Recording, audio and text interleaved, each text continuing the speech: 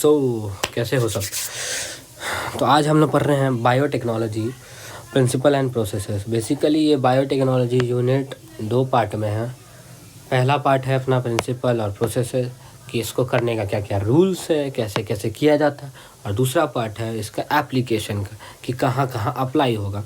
तो आज हम लोग पहला पार्ट पढ़ रहे हैं, लेक्चर नंबर 1 स्टार्ट करते हैं, जो कि पहला पार्ट के लिए ही है सिर्फ। ठीक है, तो स्टार्ट करने से पहले इसका नाम तो समझे, बायोटेक्नोलॉजी। यहाँ पे नया सा टॉपिक है हम लोग के लिए। आज तक हम लोग बहुत कुछ पढ़े, लेकिन बायोटेक्नोलॉजी के बारे में नहीं पढ़े कुछ ज़्यादा। तो बायोटेक्नोलॉजी का मतलब क्या है? बायोलॉजी, बायो मतलब तो पहली बात लाइफ, और टेक्नोलॉजी मतलब मशीन्स। आजकल का जो मॉडर्न ज़माना, मशीन, एआई, कोडिंग वगैरह, ये सब इंजीनियरिंग, ये सब। तो ऑर्गेनिज्म में, लिविंग चीज़ में जो इंजीनियरिंग करेंगे उसको हम लोग बोलते हैं बायोटेक्नोलॉजी, उस यूनिट को। तो बेसिकली इसका यही मतलब है। अब हम लोग अगर इसका डेफिनेशन वाइज जाए, तो इसको डेफिनेशन वाइज अगर हम लोग बोलें, कॉमन एक डेफिनेशन अगर समझे, तो इसका डेफिनेशन होगा कि बायोटेक्नोलॉजी एक ऐसा ब्रांच है जिसमें हम लोग ऑर्गेनिजम्स को यूज़ करते या उसके प्रोडक्ट्स को यूज़ करते हैं ह्यूमन बेनिफिट के लिए। ठीक है, इसका यही सिंपल क्लीन डेफिनेशन है लेमन लैंग्वेज में।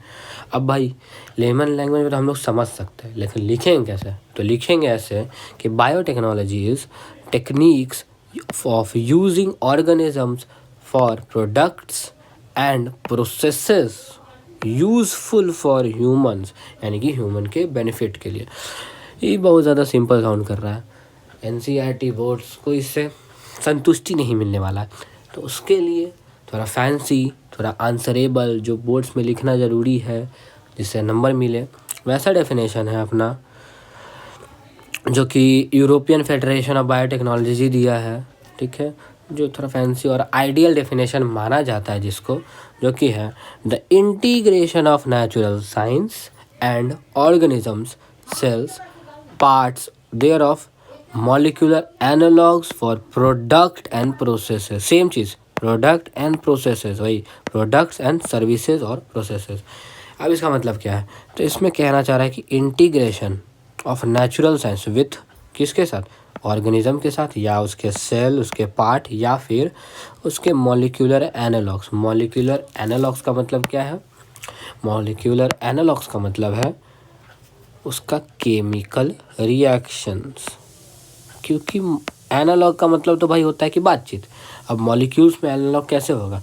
थ्रू केमिकल रिएक्शन ही ना, कि इसके अंदर का मॉलिक्यूल उधर चला गया, उधर का मॉलिक्यूल इधर आ गया। ये ऐसे मॉलिक्यूल बना हुआ था, अब ये उधर जाके इस मॉलिक्यूल से अटैच हो जाएगा और ऐसा कुछ बना ले, तो ऐसे ही ना बनेगा, बातचीत होगा मॉलिक्यूल्स के बीच में। तो वही मॉलिक्यूलर बातचीत, यानी कि molecular reactions, molecular reactions and उसके प्रोडक्ट्स, या उससे जो मिलने वाला सर्विसेज है। ठीक है, तो इसका बेसिक सिंपल मतलब क्या है कि इंटीग्रेशन जो नेचुरल साइंस है, नेचुरल साइंस यानी कि बायोलॉजी का बात हो रहा है कि नेचर का जो साइंस है, नेचर को स्टडी करने वाला साइंस, तो नेचुरल साइंस और ऑर्गेनिज्म या फिर उसके सेल पार्ट, उसके केमिकल रिएक्शन से बनने वाला प्रोडक्ट या उससे मिलने वाला कोई सर्विस को हम लोग बायोटेक्नोलॉजी कहते हैं। अब भाई कोई भी चीज़ का कभी शुरुआत हुआ होगा, और आज जो शुरुआत होने के बाद उस चीज़ में अपग्रेड, उन्नति हुआ ज़रूर होगा। ठीक है, तो बायोटेक्नोलॉजी का भी तो कभी ना कभी शुरुआत हुआ होगा। तो शुरुआत कैसे हुआ?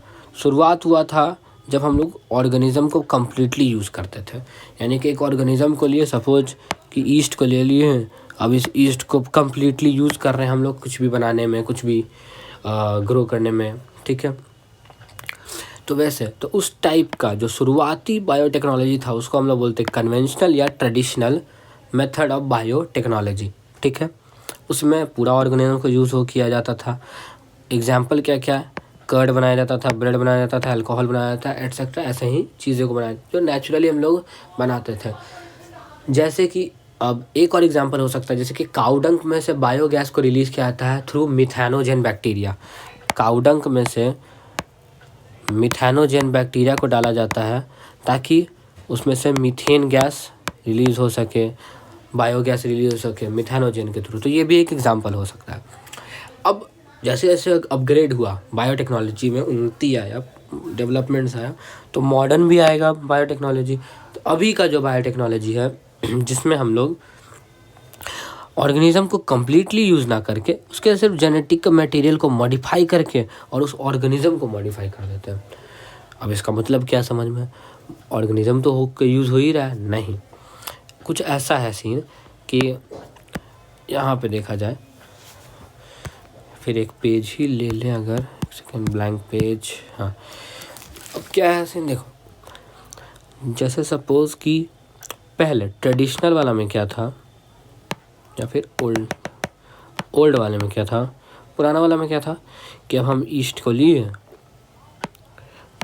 और ब्रेड के उसमें आटा में डाल के फाउल में डाल के इसको फर्मेंट करवा के हम सीधा ब्रेड ऑब्टेन कर लिए। सपोज ड्राइंग खराब मेरा, लेकिन ब्रेड ऑब्टेन कर लिए, ऐसा कुछ ब्रेड ऑब्टेन कर लिए, ठीक है। तो ये तो सिंपल मेथड है, वो तो नेचुरल मेथड जैसा कुछ है, बस हम लोग उस चीज़ को डिस्कवर किए कि हाँ ऐसे ईस्ट को डालते हैं तो ब्रेड हम लोग को मिल सकता है, तो ये नेचुरल मेथड है।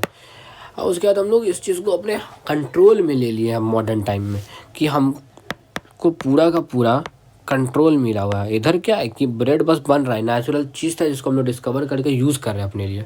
लेकिन अब मॉडर्न टाइम में क्या है ना कि हम लोग अपने हिसाब से उसको यूज़ कर रहे हैं। कैसे, यहाँ पे कंप्लीट ऑर्गेनिज्म यूज हो रहा है। अब सपोज़ कि हम ले लिए ई कोलाई, बहुत बार आने वाला है ई कोलाई ले लिए, ठीक है। अब ई कोलाई लिए, यहाँ पे इसका बैक्टीरिया, यहाँ इसका एक न्यूक्लियस, ठीक है। अब ई कोलाई लिए, ई कोलाई को हम लोग मॉडिफाई कर दिए, ठीक है। तो इसको मॉडिफाई करने से मतलब ये नहीं है कि हम पूरा इसको मॉडिफाई कर दिए, इस पूरे ऑर्गेनिज्म को थोड़ा मॉडिफाई कर रहे हैं हम लोग। इसका सिर्फ जो अंदर का जो जीन है, ये सेकेंड जीन होता है, एक होता है नॉर्मल जीन, एक होता है सेकेंड जीन। तो सेकेंड जीन को हम लोग इसको मॉडिफाई किए हैं।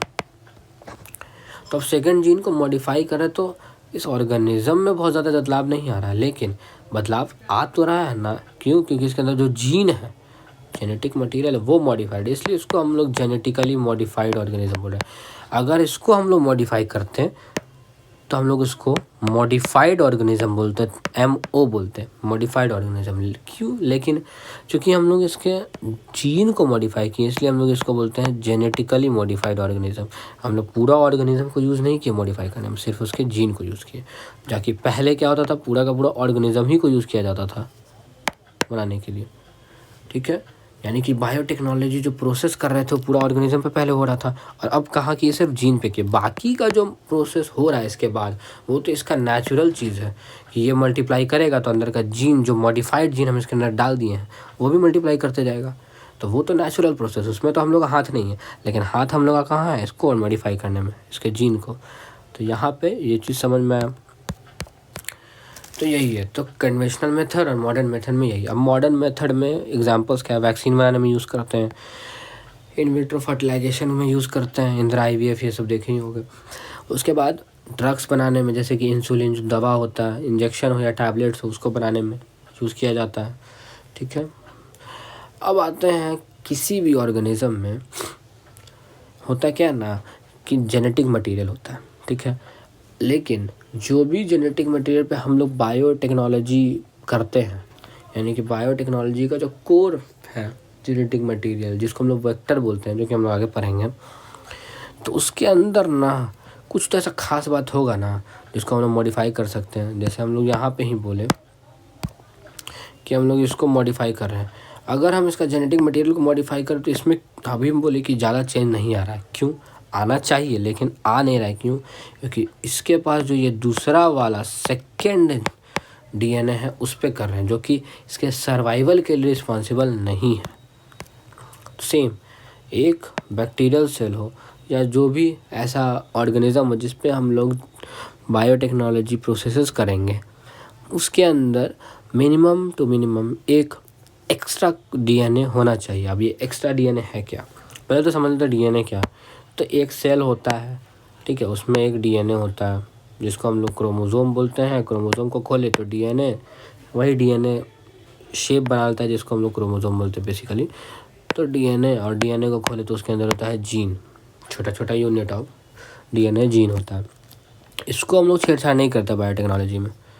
हम लोग ऐसा ही दिखने वाला एक्स्ट्रा एक डीएनए होता है जिसको प्लाज्मिड बोलते हैं, उसके साथ छेड़छाड़ करते हैं, उसके ऊपर ऑपरेट करते हैं और अपना डिज़ायर्ड प्रोडक्ट व प्रोसेसेस वो करवाते हैं। ठीक है, तो अब जो दो टाइप का डीएनए, एक है क्रोमोसोमल और एक है प्लाज्मिड। ठीक है, तो क्रोमोसोमल डीएनए कैसे डिफरेंट है प्लाज्मिड डीएनए से? तो बेसिक चीज़ है कि जो क्रोमोसोमल डीएनए जैसा भी बोले कि उस सर्वाइवल के लिए है, उसमें सारा का सारा जानकारी है इस ऑर्गेनिज्म का। ठीक है, अब क्रोमोसोमल डीएनए चाहे यूकैरियोटिक हो या प्रोकैरियोटिक हो, सब में मिलेगा। और क्रोमोसोमल डीएनए ना सिर्फ और सिर्फ रेप्लिकेशन प्रोसेस जब होगा सेल डिवीजन का तभी रेप्लिकेट मतलब कॉपी बनाएगा खुद का। लेकिन जो प्लाज्मिड है वो इंडिपेंडेंटली कॉपी बना सकता है, उसका मन पे है कि उसको जब मन है तब वो बनाएगा अपना रेप्लिकेशन। ऐसा कोई उसको नहीं है कि सेल डिवीजन हो रहा है, प्रोसेस हुआ तभी वो कर सकता है, किसी पे डिपेंडेंट नहीं है प्लाज्मिड डीएनए, ये वाला डीएनए। ठीक है, और प्लाज्मिड को अब बोलते हैं एक्स्ट्रा क्रोमोसोमल डीएनए, सिर्फ प्रोकैरियोट्स में मिलता है। अब जो प्लाज्मिड है वो जो है ना जीन कैरी तो करता है, जैसे यहाँ पे क्रोमोसोम कर रहा था, लेकिन ये जो जीन कैरी करता है ना, उस सर्वाइवल के लिए नहीं करता है, वो स्पेशल फीचर वाला होता है। स्पेशल फीचर जैसे उसमें रेजिस्टेंस होता है। रेजिस्टेंस क्या चीज़ के लिए भाई? अब मान लेते हैं इस बैक्टीरिया पे अटैक हो गया, कोई बॉडी क्रीम, जैसे कि मेरे ऊपर बैक्टीरिया इन्फेक्शन हो गया तो हम पेनिसिलिन दवाई लगाएंगे। अब दवाई लगाएंगे तो बैक्टीरिया मर जाएगा, लेकिन अगर उस बैक्टीरिया में प्लाज्मिड हो, ठीक है, तो और प्लाज्मिड में भी स्पेशल जीन्स हो, ये वाला स्पेशल जीन, तो उस जीन में रेजिस्टेंस होगा। रेजिस्टेंस किसके खिलाफ होगा? इस पेनिसिलिन के खिलाफ जो उसको मार रहा है। और अगर इसके अंदर रेजिस्टेंस हुआ तो ये बैक्टीरिया मरेगा नहीं, जिएगा और हमको बर्बाद कर सकता है। लेकिन इसमें सिंस पेनिसिलिन हम फिर दूसरा टाइप का लगाएंगे जिसका रेजिस्टेंस इसके अंदर नहीं होगा तो मर जाएगा। तो बेसिकली प्लाज्मिड क्या करता है? रेजिस्टेंस भी प्रोवाइड करता है। ठीक है, दूसरा काम क्या है ना, बैक्टीरिया जैसा ऑर्गेनिज्म रिप्रोडक्शन के लिए भी यूज़ करता है एक्स्ट्रा क्रोमोसोमल डीएनए को, जिसको कॉन्जुगेशन भी कहते हैं। कॉन्जुगेशन भी कहते हैं, mode of reproduction of bacteria है। ठीक है, और लास्ट नॉट द लीस्ट की इम्पॉर्टेंट है बायोटेक्नोलॉजी के लिए प्लाज्मिड, सिंपल चीज़। ठीक है, यहाँ तक के यही था, क्रोमोसोमल और प्लाज्मिड में यही डिफरेंसेस है।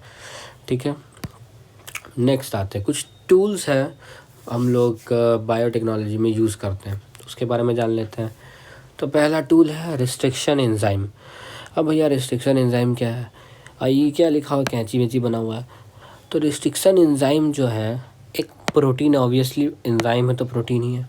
एक ऐसा टाइप का प्रोटीन है ना जो डीएनए को भी काट सकता है, रिस्ट्रिक्ट कर सकता है। रिस्ट्रिक्ट मतलब क्या होता है कि आप मान लो एक बंदा है गोलू, अब गोलू को घर से बाहर नहीं जाने दिया जाता, अलाउड नहीं है, तो इसको रिस्ट्रिक्ट किया जा रहा है घर में, क्या, तो इसका बाहर के दुनिया से कट कर दिया जा रहा है, इसका आइसोलेट कर दिया जा रहा है। तो वही एक तरीके से कट करना, तो वही तो रिस्ट्रिक्शन एंजाइम जो है मॉलिक्यूलर सीजर भी कहलाता है। क्यों? क्योंकि ये डीएनए को कट कर सकता है, तो ये डीएनए को काट सकता है। ठीक है, मॉलिक्यूलर सीजर्स अलग अलग टाइप का भी होता है, हम लोग बहुत सारा पढ़ेंगे एग्जांपल, जैसे एक बहुत फेमस पढ़ेंगे इको R1, ठीक है, फिर पढ़ेंगे हाइंड 2, ठीक है, ऐसे ऐसे बहुत सारा है, मेनली दो है ये। अब भाई काट दिए तो चिपकाने के लिए भी तो कुछ होना चाहिए, तो चिपकाने के लिए अपने पास मॉलिक्यूलर सीजर जब हो सकता है तो मॉलिक्यूलर ग्लू भी तो होगा। तो मॉलिक्यूलर ग्लू होता है जिसका नाम है डीएनए लाइगेज, जो कि वही अगर कटा हुआ है तो इसको चिपकाने में काम आता है। ठीक है, डीएनए लाइगेज डीएनए जब बनता है तब भी काम आता है। जब हम लोग मॉलिक्यूलर इनहेरिटेंस पढ़े थे, मॉलिक्यूलर बेसिस ऑफ इनहेरिटेंस, उसमें भी डीएनए लाइगेज मॉलिक्यूलर ग्लू के बारे में हम लोग पढ़े थे। नेक्स्ट आता है वेक्टर। और वेक्टर क्या है भैया? वेक्टर है भैया कि जो गाड़ी, जिस गाड़ी में बैठ के ये जो डीएनए है जब कट जाएगा और उसको हम लोग डालेंगे किसके अंदर, ताकि हम लोग किसी ऑर्गेनिज्म के अंदर उसको भेज सकें, तो वो गाड़ी जो ट्रैवल जो कैरी करे इस कटे हुए जीन को किसी भी होस्ट के अंदर, होस्ट किसको बोलेंगे, जिस भी ऑर्गेनिज्म के अंदर हम वो जीन को डालना चाह रहे हैं, ठीक है। इसको समझने के लिए बेसिकली हम लोग को पहले समझना पड़ेगा रिकॉम्बिनेंट डीएनए, ठीक है। लेकिन सिंपल वे में ये समझ सकते हैं, जो कि हम लोग आगे पढ़ेंगे रिकॉम्बिनेंट डीएनए क्या है, लेकिन अगर सिंपल वे में जाने वेक्टर को समझें तो वेक्टर एक ऐसा गाड़ी है जिसके अंदर ये कटा हुआ डीएनए जो हम लोग काट के रखते हैं उसको हम लोग रख देते हैं और ये लेके जाता है होस्ट के अंदर, जो कि जीएमओ बन जाएगा, फिर जेनेटिकली मॉडिफाइड ऑर्गेनिज्म, जो कि आगे चल के मेरा जो कटा हुआ जीन है उसको और मल्टीप्लाई करेगा जब जब उसका प्लाज्मिड मल्टीप्लाई होगा, ठीक है। तो ये वैसा व्हीकल है जो कैरी करता है जीन ऑफ इंटरेस्ट, ठीक है। जीन ऑफ इंटरेस्ट क्या है भाई, जो भी जीन है इसमें से हमको चाहिए जिसको हमको मल्टीप्लाई करना, वही मेरा जीन का इंटरेस्ट है, ठीक है। तो वो एक ऐसा गाड़ी है जो एक जगह से यानी कि दूसरे जगह पे एंट्री दिलाए, जैसे कि पटना टू गया, बीच में टोल पड़ेगा। अब मेरे पास यहाँ पे फास्टैग है ही नहीं या टोल हम देने का मेरे पास है ही नहीं पैसा, तो हम कैसे एंट्री मिलेगा। लेकिन ये जो गाड़ी है, अगर कैब है, ओला है, तो ओला वाला के पास तो सब सुविधा होता है, तो वो तुमको यहाँ से यहाँ पटना टू गया टोल क्रॉस करवा देगा ना। तो ये जो टोल क्रॉस करके गया में एंट्री मार रहे हैं, तो ये इस गाड़ी के कारण न कर रहे हैं, ये ओला वाला के कारण कर रहे हैं। तो वही ओला is the vector for gene of interest to travel from the desired place to the host. अब आते हैं जीएमओ। भाई जीएमओ हम लोग बहुत कर रहे हैं कि जेनेटिकली मॉडिफाइड ऑर्गेनिज्म होता है क्या क्या है, रिकॉम्बिनेंट डीएनए क्या है, जीन ऑफ इंटरेस्ट क्या है, तो उसको समझ लेते हैं।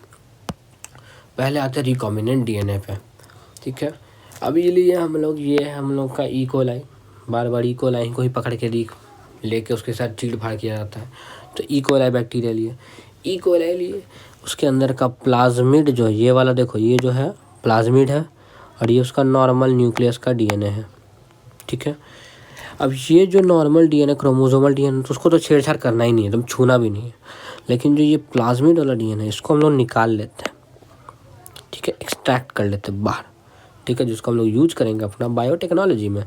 अब इसको निकाल लिए, अब हमको भाई इसके अंदर ये जो वेक्टर है इसके अंदर कुछ अटैच करना है ना अपना जीन ऑफ इंटरेस्ट। तो जीन ऑफ इंटरेस्ट आएगा कहाँ से।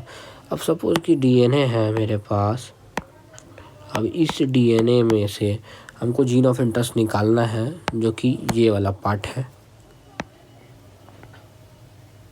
ठीक, ये वाला पार्ट है, ठीक है पूरा। अब इस पार्ट को निकालने के लिए हमको काट के इसको निकालना पड़ेगा। इसको काटेंगे तब तो निकलेगा। इसको काटने के लिए हम लाएंगे अपना सीजर्स, मॉलिक्यूलर सीजर्स, और इसको काट देंगे, काट कर यहाँ पे निकाल लेंगे। अब सेम टाइप ऑफ सीजर्स से जो हम निकाले थे इसके अंदर का प्लाज्मिड, उसको भी काटेंगे। और फिर जब सेम टाइप का कैंची से, सेम टाइप ऑफ सीजर से कट लगेगा, तो डिज़ाइन जो पैटर्न होगा कट का वो सेम होगा। तो एक पज़ल के पीस के जैसा ये वाला पीस इसमें जुड़ जाएगा। जुड़ने के मतलब कैपेबल रहेगा कुछ ऐसा कि जैसे पज़ल पीस होता है ऐसा,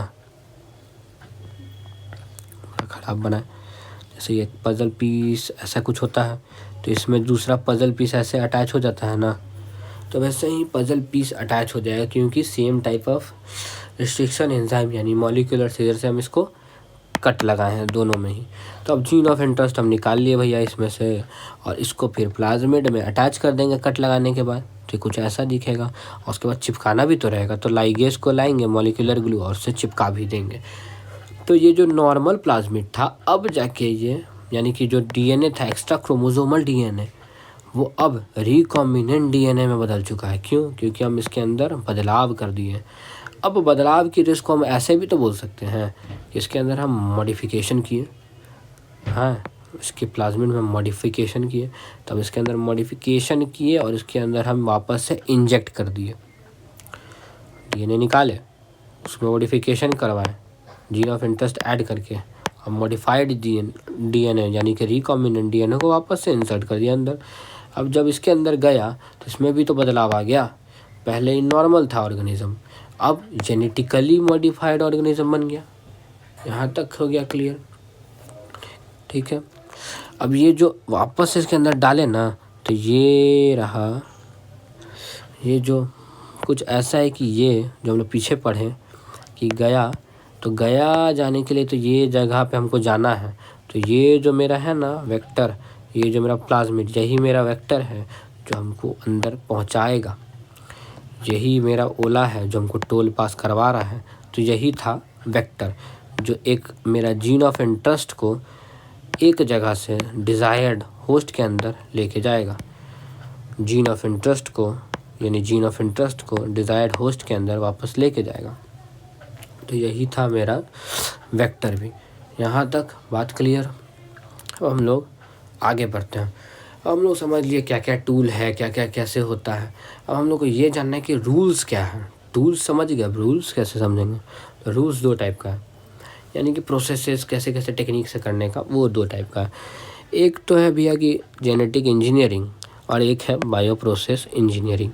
अभी दोनों अलग अलग इंजीनियरिंग का ब्रांच है क्या? नहीं, दोनों है एक ही चीज़, बस इसमें अलग अलग बांटा गया। क्योंकि जेनेटिक इंजीनियरिंग में हम लोग क्या करते हैं, कंस्ट्रक्शन करते हैं रिकॉम्बिनेंट डीएनए का, जो हम लोग पहले बनाए ये वाला, इसको बनाते हैं इस तरीके से, ठीक है। उसके बाद उसको हम लोग ट्रांसफ़र करते हैं होस्ट में, जैसे अभी किए वेक्टर के थ्रू। यही मेरा वेक्टर था, इस पर बैठा के जीन ऑफ इंटरेस्ट यहाँ ट्रांसफ़र हो गया।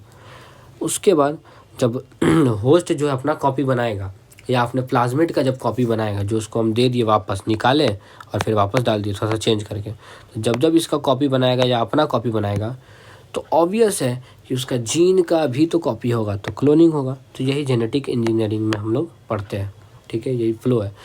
फिर बायो प्रोसेस इंजीनियरिंग क्या है, जब सब कुछ तो इसी में पढ़ लिया जेनेटिक इंजीनियरिंग में।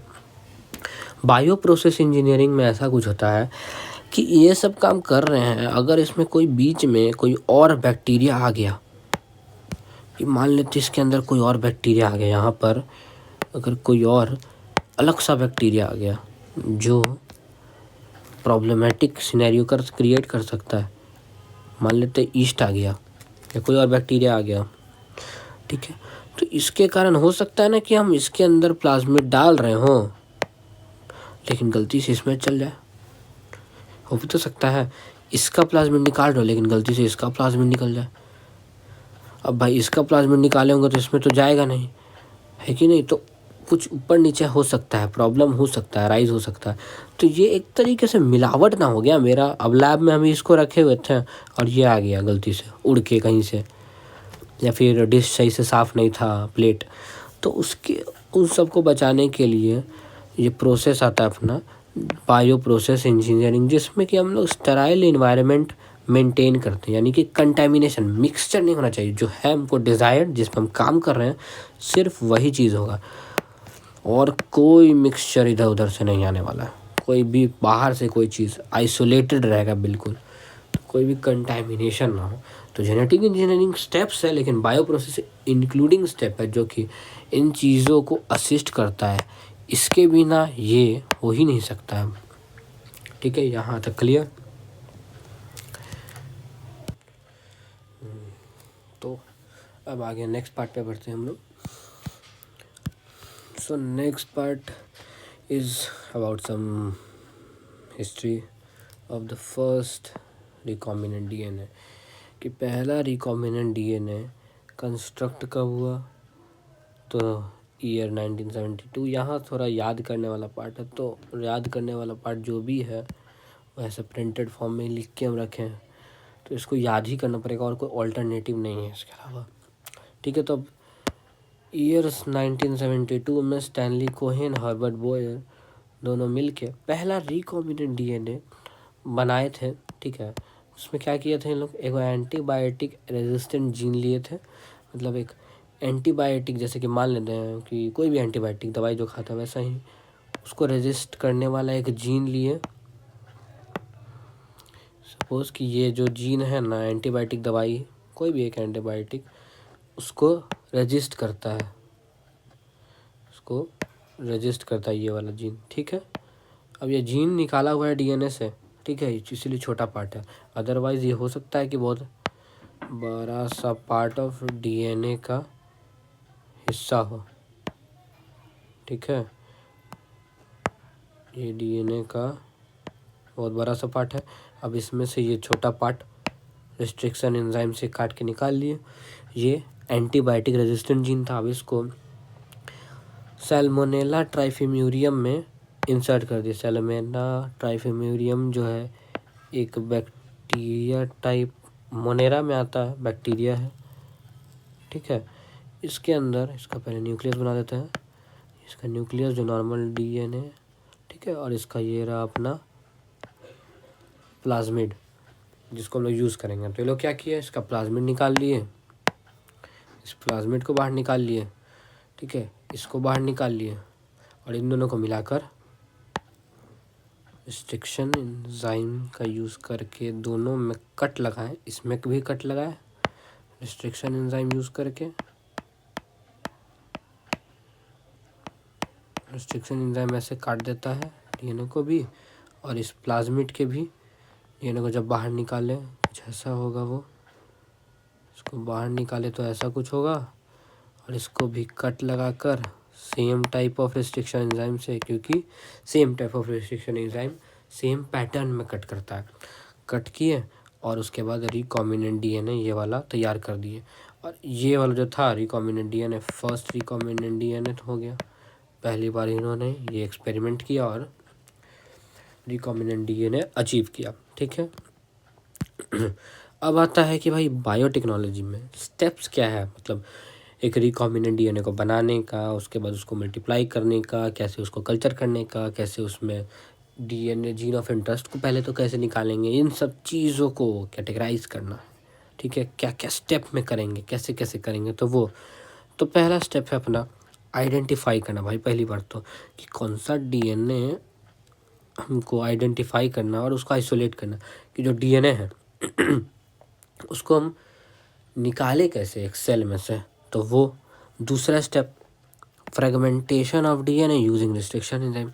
अब भाई हम निकाल तो लिए डीएनए, लेकिन हमको उसमें से जो जीन चाहिए स्पेसिफिक, इसमें से जो जीन चाहिए छोटा सा, उसको कैसे निकालें, तो उसको रिस्ट्रिक्शन एंजाइम से निकालेंगे, वो process. Third process separation of the fragments using gel electrophoresis isolating the desired gene. अब काट तो दिए भाई, लेकिन उसको सेपरेट कैसे करेंगे। रिस्ट्रिक्शन एंजाइम जो है वो ज़रूरी तो नहीं यहीं जगह पे चीड़ा लगाएगा जो हमको चाहिए, हो सकता है यहाँ भी लगाए, हो सकता है यहाँ भी लगाए। अभी भी समझेंगे क्यों यहाँ और कहाँ लगाएगा रिस्ट्रिक्शन एंजाइम, उसके बारे में हम लोग सेकेंड टॉपिक में पढ़ेंगे अभी, ठीक है। उसके बाद नेक्स्ट फोर्थ कि मल्टीपल कॉपीज़ जो बनाना है उसको हम लोग सिर्फ और सिर्फ जो है ई कोलाई या कोई बैक्टीरिया यानी कि होस्ट के अंदर डाल के नहीं छोड़ सकते कि यही जो है प्लाज्मिड है, अभी जब प्लाज्मिड को मल्टीप्लाई करेगा तो मेरे डिज़ायर्ड जीन को भी मल्टीप्लाई करते जाएगा। उस पर पूरा डिपेंडेंट नहीं रह सकते हम, क्योंकि हमको बहुत ज़्यादा अमाउंट में बनाना है। तो उसके लिए हम लोग क्या करते हैं ना, कुछ कॉपीज़ खुद से बना देते हैं, ठीक है, ताकि एक बार में हम लोग बहुत सारा कॉपीज़ डाल देंगे एक ही बार में। और मान लेते हैं सपोज़ कि अगर एक में हम डालें, एक इसमें इकोलाई में हम डाल दिए, तो अब एक इकोलाई कल को बस 2 ही प्रोड्यूस करेगा। लेकिन अगर हम पहले ही से जो प्लाज्मिड बनाए हुए हैं उसको एक में डाले, अभी 2 को बन गया, यहाँ पे था, ठीक है।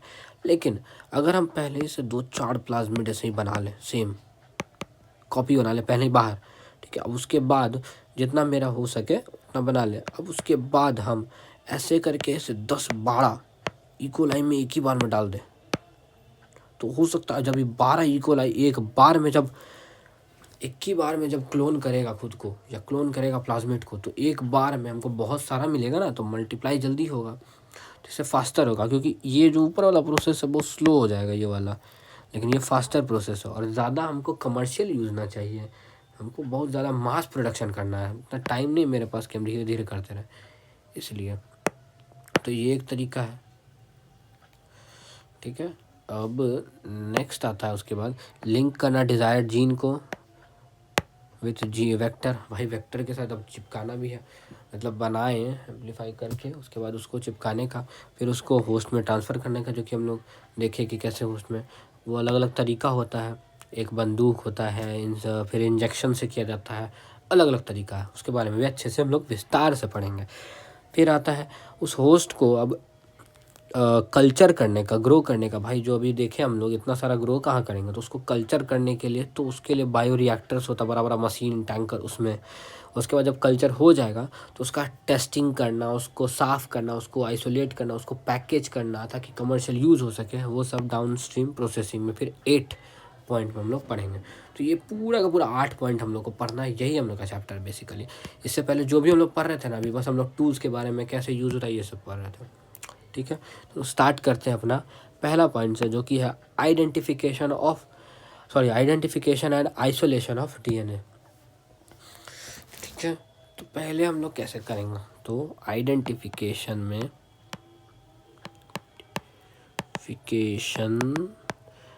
एंड आइसोलेशन करना भाई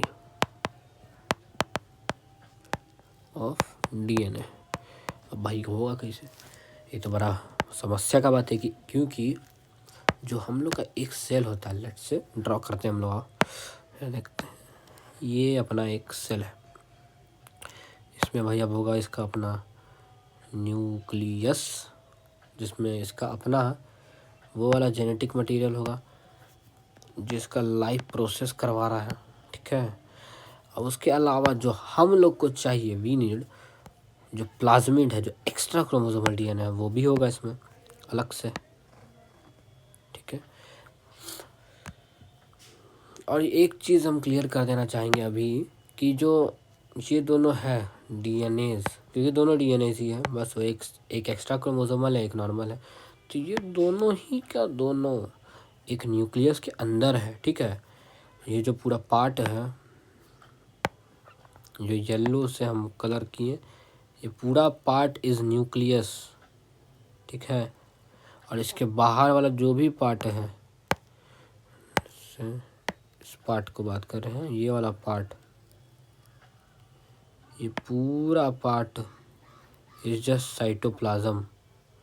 ठीक है, तो ये नहीं समझना है कि जो प्लाज्मिड है वो साइटोप्लाज्म में ट्रैवल कर रहा, नहीं, बिल्कुल नहीं, न्यूक्लियस के अंदर ही है। डीएनए जेनेटिक मटेरियल हमेशा न्यूक्लियस के अंदर ही रहता है।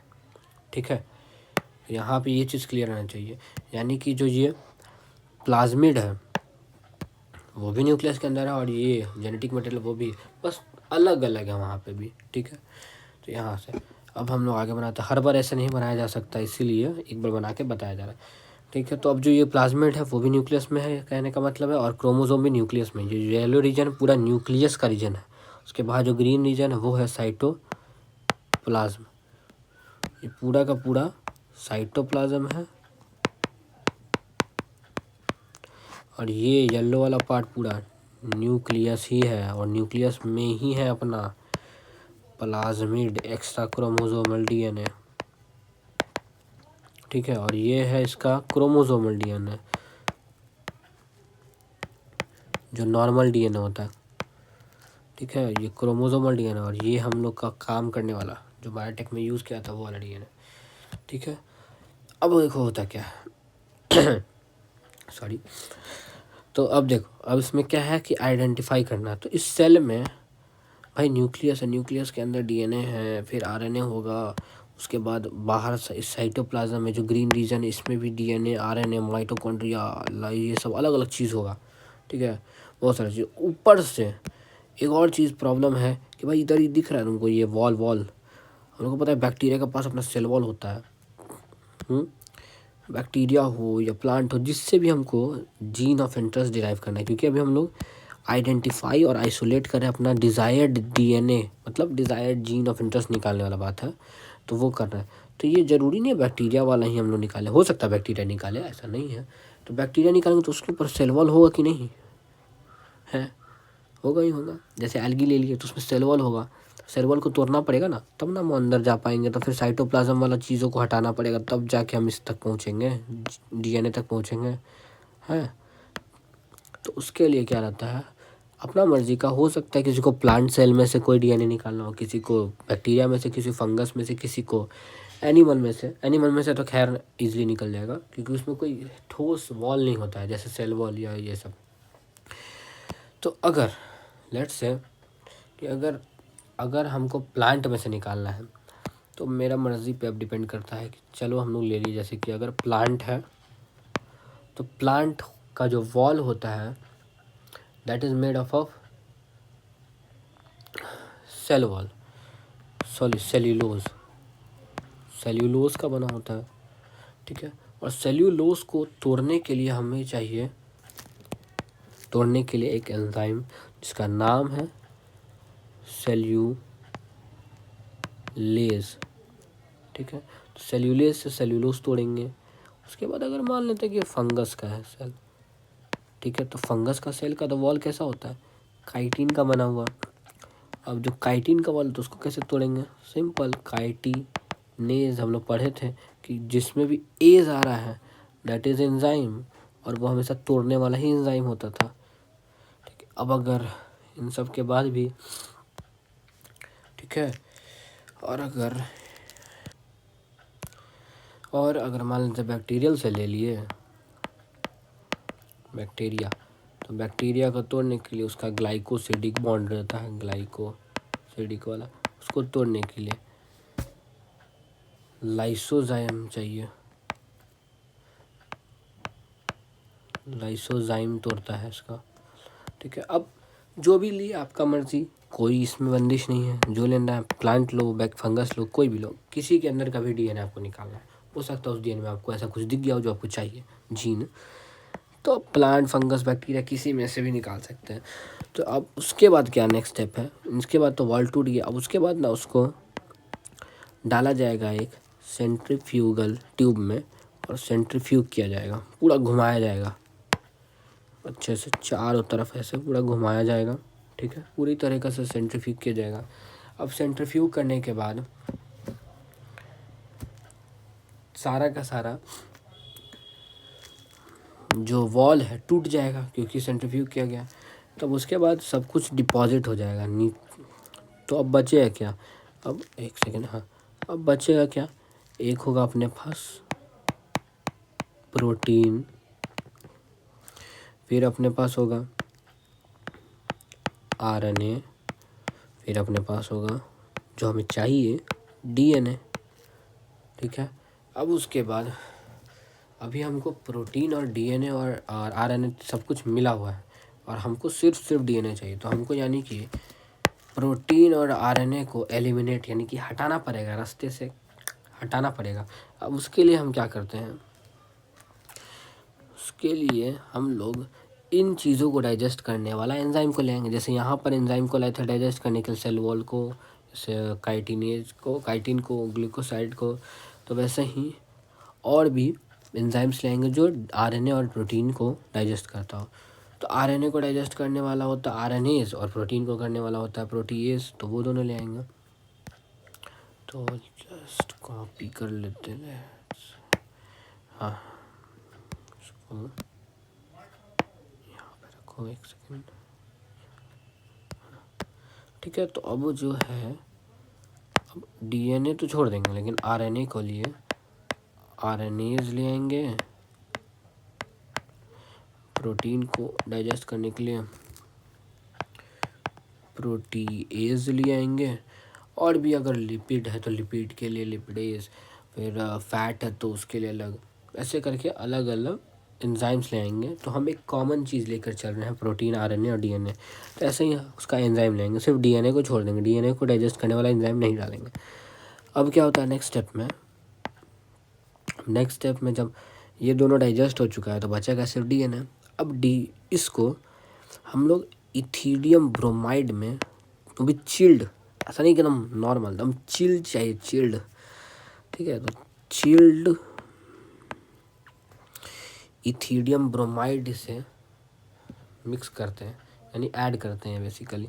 तो ऐड करते हैं चिल्ड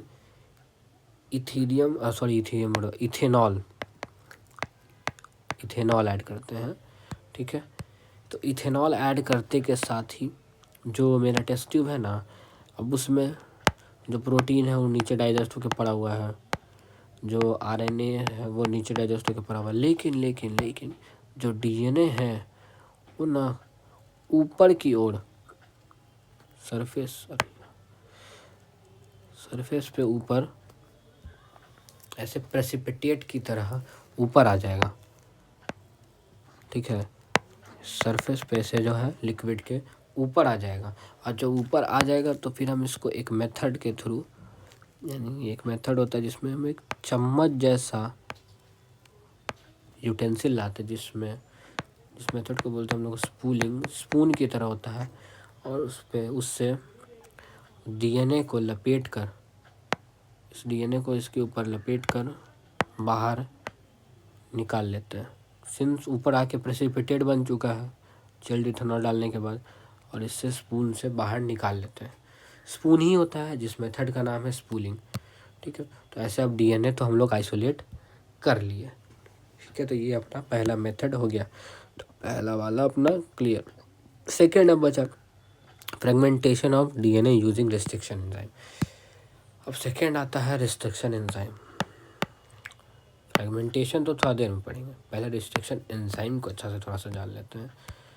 इतना तो हम लोग जानते हैं कि रिस्ट्रिक्शन एंजाइम को मॉलिक्यूलर सीजर कहते हैं, लेकिन कुछ और चीज़ भी है जो हमें जानना है रिस्ट्रिक्शन एंजाइम के बारे में।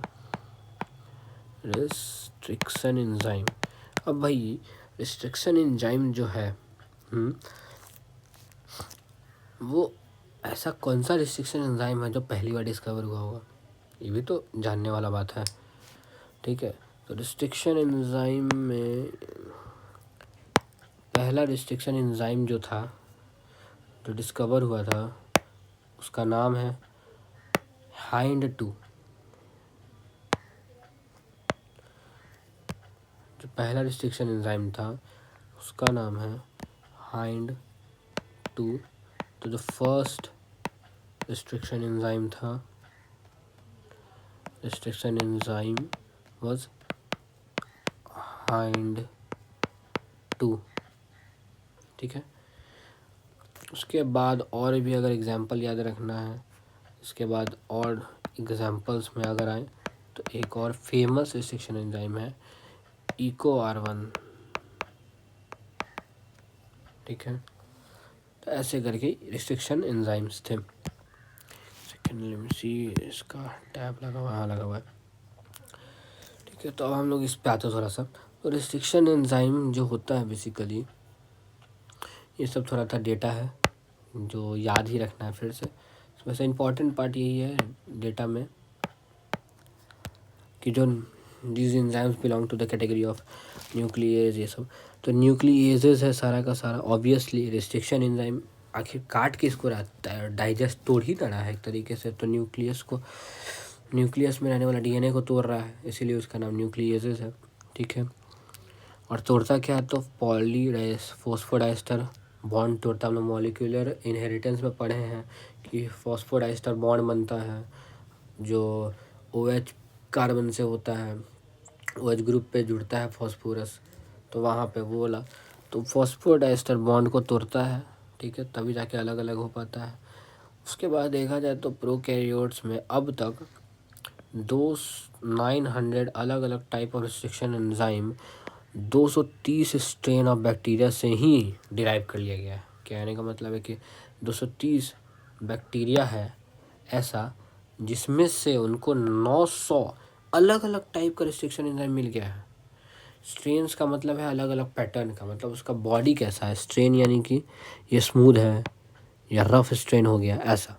ठीक है, तो वैसा 230 स्ट्रेन से उनको 900 अलग अलग टाइप का रिस्ट्रिक्शन एंजाइम मिला है। अब रिस्ट्रिक्शन एंजाइम ना दो टाइप का हो सकता है। ठीक है, एक तो होगा एक्सोन्यूक्लियस टाइप का और एक होगा एंडोन्यूक्लियस।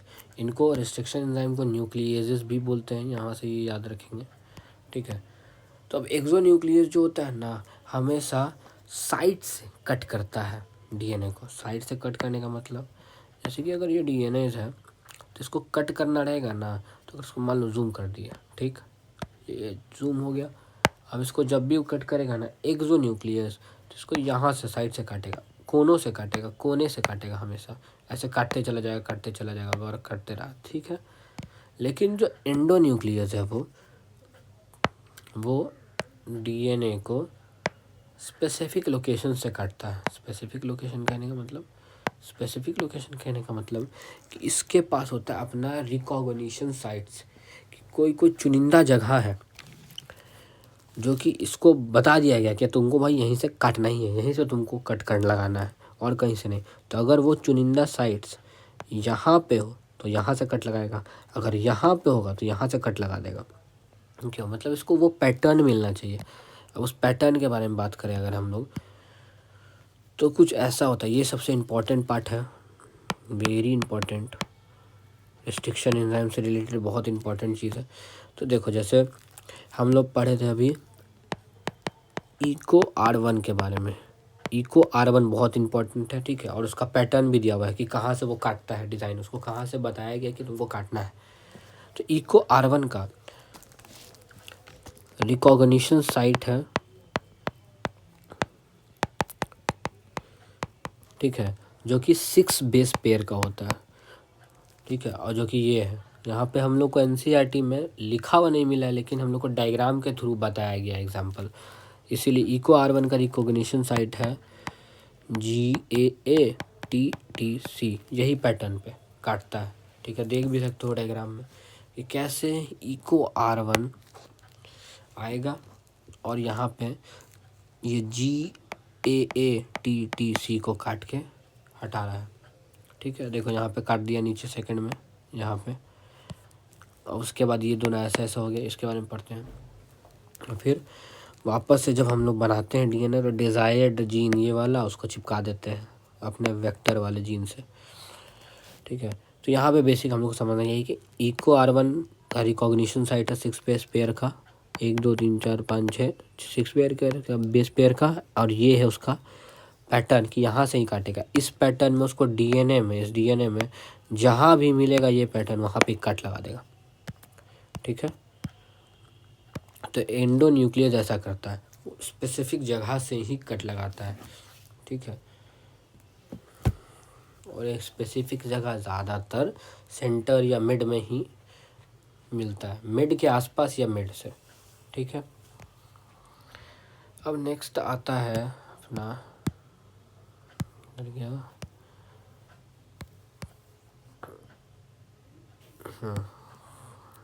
एक पेज ले लेते हैं आज पे, हाँ ठीक है। तो अब यहाँ तक तो इतना हम लोग जाने। अब एक चीज़ आता है ना कि रिस्ट्रिक्शन एंजाइम जो एंडोन्यूक्लियस होता है, एक्सोन्यूक्लियस होता है, जब वो कट लगाते हैं, जब भी वो कट लगाता है से let's say cutting pattern of our restriction enzyme. तो रिस्ट्रिक्शन एंजाइम जो कट लगाता है वो 2 टाइप से लगाएगा। एक तो भाई नॉर्मल टाइप से लगाएगा, ठीक है, एक तो लगाएगा नॉर्मल टाइप कि ऐसा लगा रहा है कि कुछ डिज़ाइन पता ही नहीं चल रहा है, जिसको हम लोग बोलते हैं कि कुछ ऐसा होगा। मान लेते ये है सीक्वेंस, यहाँ G G G G G A A A है, ठीक है, G है तो इसके सामने C आएगा, C आएगा, C आएगा, C आएगा, A है तो T आएगा, T आएगा, T आएगा। DNA है इसलिए T आ रहा है, DNA नहीं होता तो क्या आता, U आता, ठीक है। तो ये DNA। अब इसको अगर कट लगाएगा रिस्ट्रिक्शन एंजाइम जो एंडोन्यूक्लियस वाला था, जो डिज़ाइन से लगाता है, जहाँ उसको बताया गया, जहाँ उसको बोला गया वहीं से वो कट लगाएगा। तो इसको अगर हम लोग यहाँ से कट लगा दें या यहाँ से कट लगा दें, तो इसमें ऐसा कुछ नहीं लग रहा है ना कि क्या बोलते हैं कि बहुत ज़्यादा चेंज आ जाएगा। अगर ये कट हो गया तो यहाँ भी सेम है, इस साइड भी सेम है, देखने पे देखो ध्यान से, इधर भी जी जी, इधर भी जी जी, इधर भी सी सी, इधर भी सी सी, कोई ऐसे चेंज नहीं आया, ठीक है। तो इन सब को बोलते हैं, ऐसा कट को बोलते हैं हम लोग ब्लंट एंड्स या फ्लश एंड्स। जब ये कट जाता है तो इसको हम लोग बोलते हैं ब्लंट एंड्स या फिर फ्लश एंड्स, ठीक है। तो ये एक टाइप ऑफ कट हुआ। अब एक और टाइप ऑफ कट होता है, लगाता है, ठीक है। अब उसको जानते हैं, लेट्स से कि ये है अपना DNA, और इस बार हम लोग इको R1 को लेके आ रहे हैं क्योंकि उसका हम लोग को पैटर्न पता है और किसी को तो पता नहीं है और ना हम लोग को पता करना है। सिर्फ इको R1 का हम लोग को पता करना है कि कहाँ पे उसका रिकॉग्निशन साइट है। तो उसका क्या था, GAATTC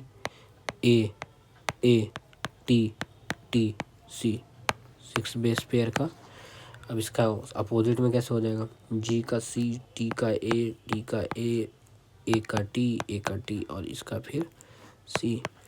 अब यहाँ पे दो चीज़ ऑब्जर्व करने वाला है, समझने वाला है। पहला चीज़ तो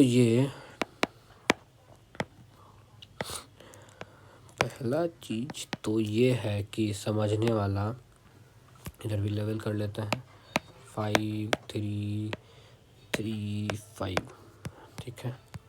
तो पहला चीज़ तो समझने वाला यहाँ पे ये है कि पैटर्न थोड़ा सा सिमिलर नहीं लग रहा। देखो ध्यान से, इधर से जब हम पढ़ रहे हैं तो GAATTC, ठीक है।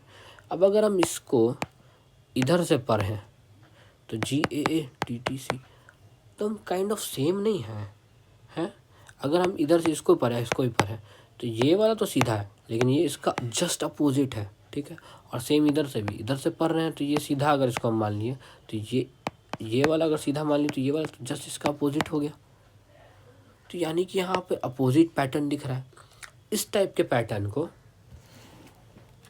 जब हम इधर से पढ़ें तो भी सेम पैटर्न मिले, और जब उल्टा इधर से है, क्योंकि हमेशा हम लोग रीडिंग किधर से करें, जैसे कि 5 to 3 जा रहे हैं तो हमेशा इधर से ही ना 5 to 3 ही ना पढ़ना होगा। उल्टा पढ़ेंगे तो उल्टा ही मिलेगा। लेकिन अगर हम लोग सीधा पढ़ रहे हैं, अगर हम 5 to 3 सीधा मान लिए कि 5 से 3 जाना मतलब सीधा है, तो 5 to 3 सीधा पढ़ रहे हैं तो GAATTC मिल रहा है। अब जब इस स्टैंड को पढ़ रहे हैं तब भी GAATTC मिल रहा है। तो ये देखा जाए तो सेम नहीं है, वो दोनों साइड से, इधर से पढ़ो उधर से पढ़ो सेम।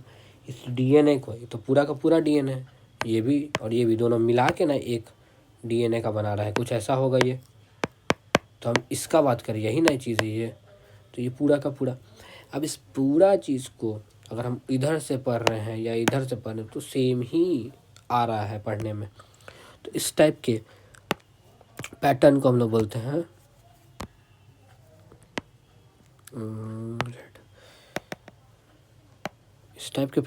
बोलते हैं पैलिंड्रोमिक पैटर्न और सीक्वेंस, ठीक है। तो इस पैलिंड्रोमिक पैटर्न को हम लोग ही रिकॉग्निशन साइट बोलते हैं, ठीक है। जो रिस्ट्रिक्शन एंजाइम होता है बेसिकली ज़्यादातर पैलिंड्रोमिक सीक्वेंस से ही कट लगाता है। पैलिंड्रोमिक सीक्वेंस अगर कोई पूछे कि एग्जाम्पल क्या होता है उसका, तो रिस्ट्रिक्शन एंजाइम के अलावा जैसे कि इंग्लिश में भी एग्जाम्पल है, इंग्लिश लैंग्वेज में, जैसे कि मॉम को इस साइड से पढ़ो उस साइड से पढ़ो, जस्ट सेम चीज़ है, मॉम ही आएगा प्रोनाउंस करने में। तो वैसा ही मॉम हो गया। फिर लेट्स से मलयालम,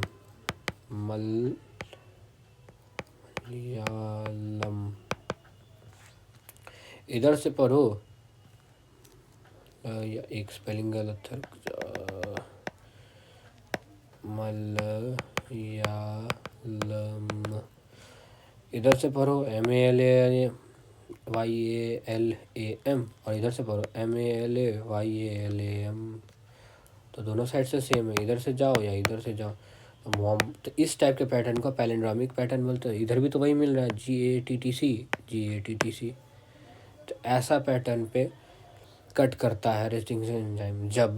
तब कैसा एंड्स मिलता है हम लोग को, तब हम लोग को मिलता है स्टिकी एंड्स और over hanging ends. Sticky ends और ओवर हैंगिंग एंड्स से मतलब क्या भाई, इसको समझने के लिए एक पेज ले लो इधर आ जाओ। जैसे कि वो कट लगाया गया था, जैसे ये था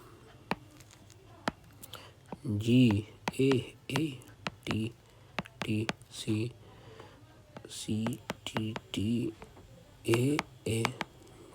ठीक है। इधर लगा लिए हम लोग अपना DNA बना लिए।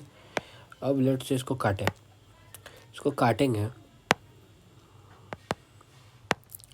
ठीक है। इसको अगर काटेंगे तो इसको जब रिस्ट्रिक्शन काटेगा तो ऐसे नहीं काटेगा ना, ऐसे नहीं काटेगा, सब ऐसे नहीं काट सकता रिस्ट्रिक्शन एंजाइम। क्यों? क्योंकि भाई इसका पैटर्न है। अब जब भी इसको काटता है ना, इको R1, ये इको R1 का है रिकॉग्निशन साइट, तो इको R1 जब इसको काटता है तो कुछ ऐसा पैटर्न में काटता है इसको, है ये कैसा डिज़ाइन है, ये कुछ ऐसा है। जब ये कट के बाहर आएगा तो ऐसा कुछ बनेगा, तो कुछ ऐसा बनेगा।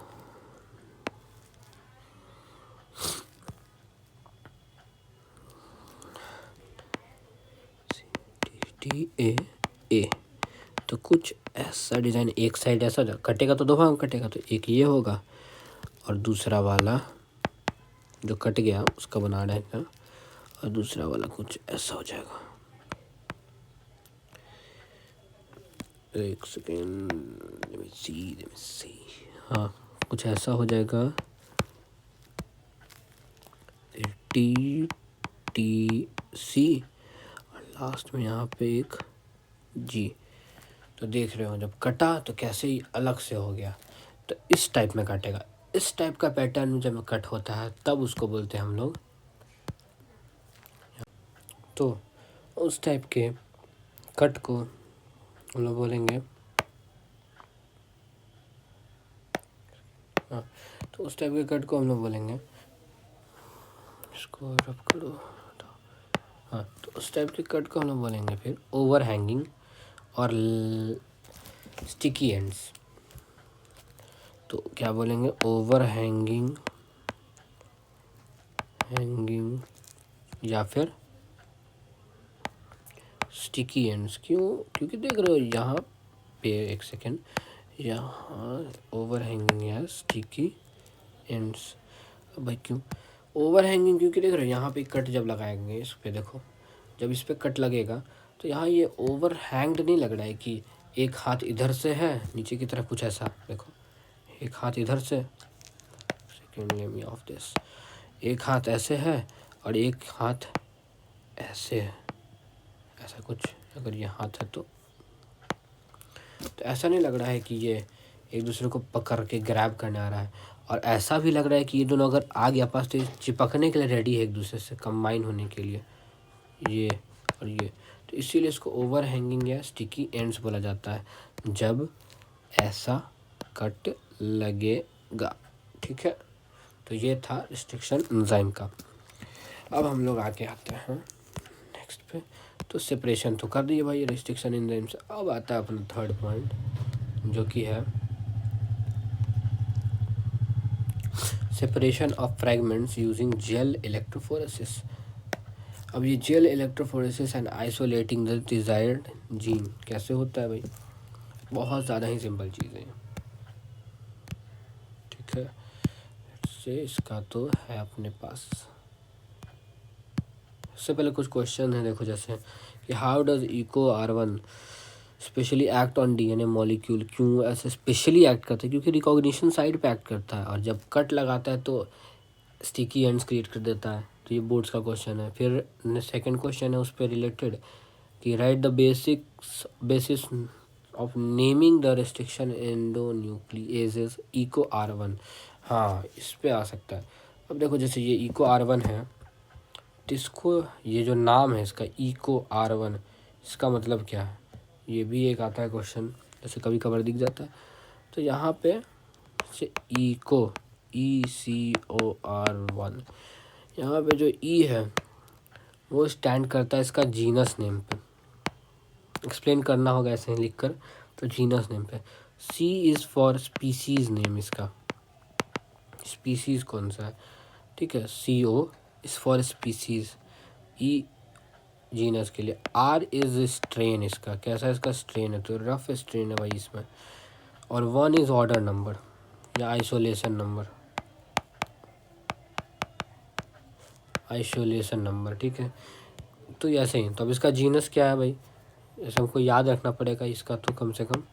तो जीनस इसका है यूशेरिया,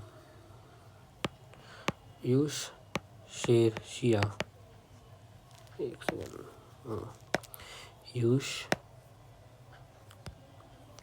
एस्चरेशिया,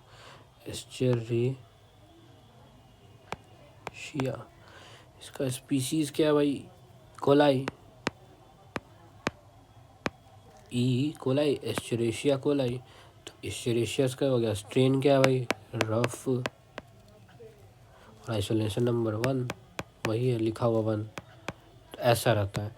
तो ऐसा क्वेश्चन भी आता है कि इसको एक्सप्लेन करना रहेगा, तो ये तो अब हो गया, ऐसे ही एक्सप्लेन करना रहेगा बस, कि ई क्या डिपेंड कर रहा है, जीनस, सी ओ क्या कर रहा है, स्पीसीज, आर स्ट्रेन, और आई जो नंबर है वो आइसोलेशन नंबर दिखा रहा है।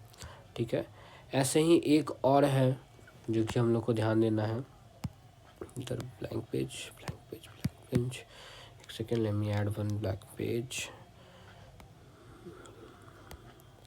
हाँ, तो एक और है जो कि याद रखना है एंजाइम के बारे में। एंजाइम का नाम है हाइंड या हिंद 2, सेम है इधर भी। ठीक है, H is for genus, I N is for species, कौन से स्पीसीज में आता है, D is for strain, and this is isolation number. ऐसे ही आएगा, मैक्स टू मैक्स यही दोनों आता है। ठीक है, तो इन दोनों पे इसका जीनस क्या है, इसका जीनस है, याद रखना तो कर सकते हो, ऐसे नहीं पूछता है, हेमोफिलस, बोर्ड्स में नहीं पूछता है, खैर नीट में पूछता है लेकिन बोर्ड्स में नहीं पूछता। स्पीसीज इसका इन्फ्लुएंजा, इन्फ्लुएंजा। ठीक है, तो ये दो है। इको R1 का तो याद रखना ही है, ये तो बहुत वेरी इंपॉर्टेंट चीज़ है, ये तो बहुत ज़्यादा इंपॉर्टेंट है, वेरी इंपॉर्टेंट, याद रखना ही है क्योंकि ये हमेशा आता है। हैंड टू नहीं आएगा, हैंड टू में आएगा भी तो ये बस पूछेगा कि डिपेक्ट क्या कर रहा है, स्ट्रेन, स्पीसीज कर रहा है, लेकिन इसमें पूछ देगा एग्जैक्टली कि इसका जीनस क्या है, तो एस्चरेशिया, कोलाई क्या है, मतलब स्पीसीज क्या है तो कोलाई। ठीक है, अब आगे हम लोग बढ़ते हैं। अब आगे था कौन, क्या था, हाँ इलेक्ट्रोजेल फोरेसिस, ये रहा अपना। ठीक है, तो ये इसका नंबर है, नंबरिंग नहीं दिया, फोर्थ सेकेंड, 1 हो गया, 2 हो गया, 3rd, ठीक है। अब कैसे इलेक्ट्रोजेल फोरेसिस होता है ये देखना हम लोग को। तो पहले एक बार हम लोग इमेजिन करके, ड्रॉ करके विजुअलाइज कर लेते हैं, उसके बाद हम लोग स्टेप्स देखेंगे इसका। ठीक है, पेज हाँ, एक बार इसको विजुअलाइज कर लेते, उसके बाद देखते स्टेप्स। देखो कैसा होता है। अब हम लोग वहाँ तक थे कि हम लोग को जीन में, सॉरी डीएनए का ऐसे हम लोग को स्पूलिंग के मेथड से डीएनए मिल गया था पूरा। ठीक है, ये डीएनए मिल गया था। अब इस डीएनए में रिस्ट्रिक्शन एंजाइम के बारे में हम लोग को मालूम ही है, रिस्ट्रिक्शन एंजाइम से ऐसे कट्स लग जाएगा अपना। ठीक है, डीएनए में रिस्ट्रिक्शन एंजाइम से कट लगेगा।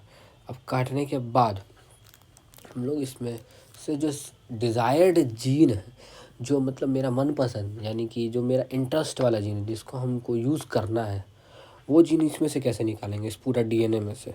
तो उसके लिए इलेक्ट्रोजेल फोरेसिस किया जाता है।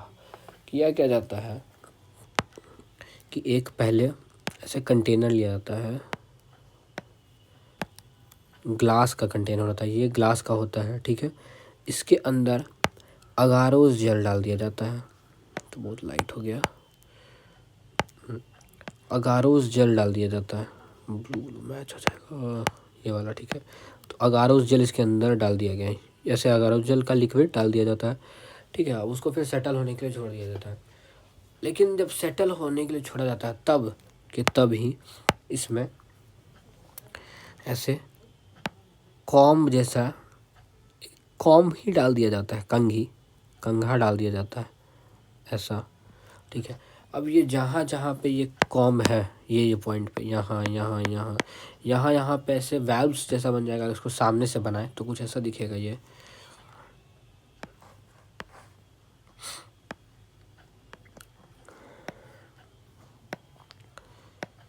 अरे यार, हाँ, तो कुछ ऐसा इसमें ऑरेंज है। ठीक है, ऑरेंज का, अरे यार, एक सेकेंड। हाँ, तो इसमें पूरा अगारोस जेल भरा हुआ है।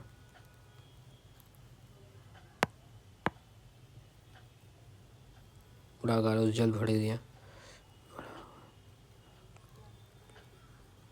ठीक है।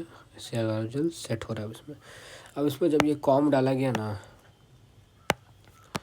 कंघा, तो ऐसे जब ये कंघा गया अंदर,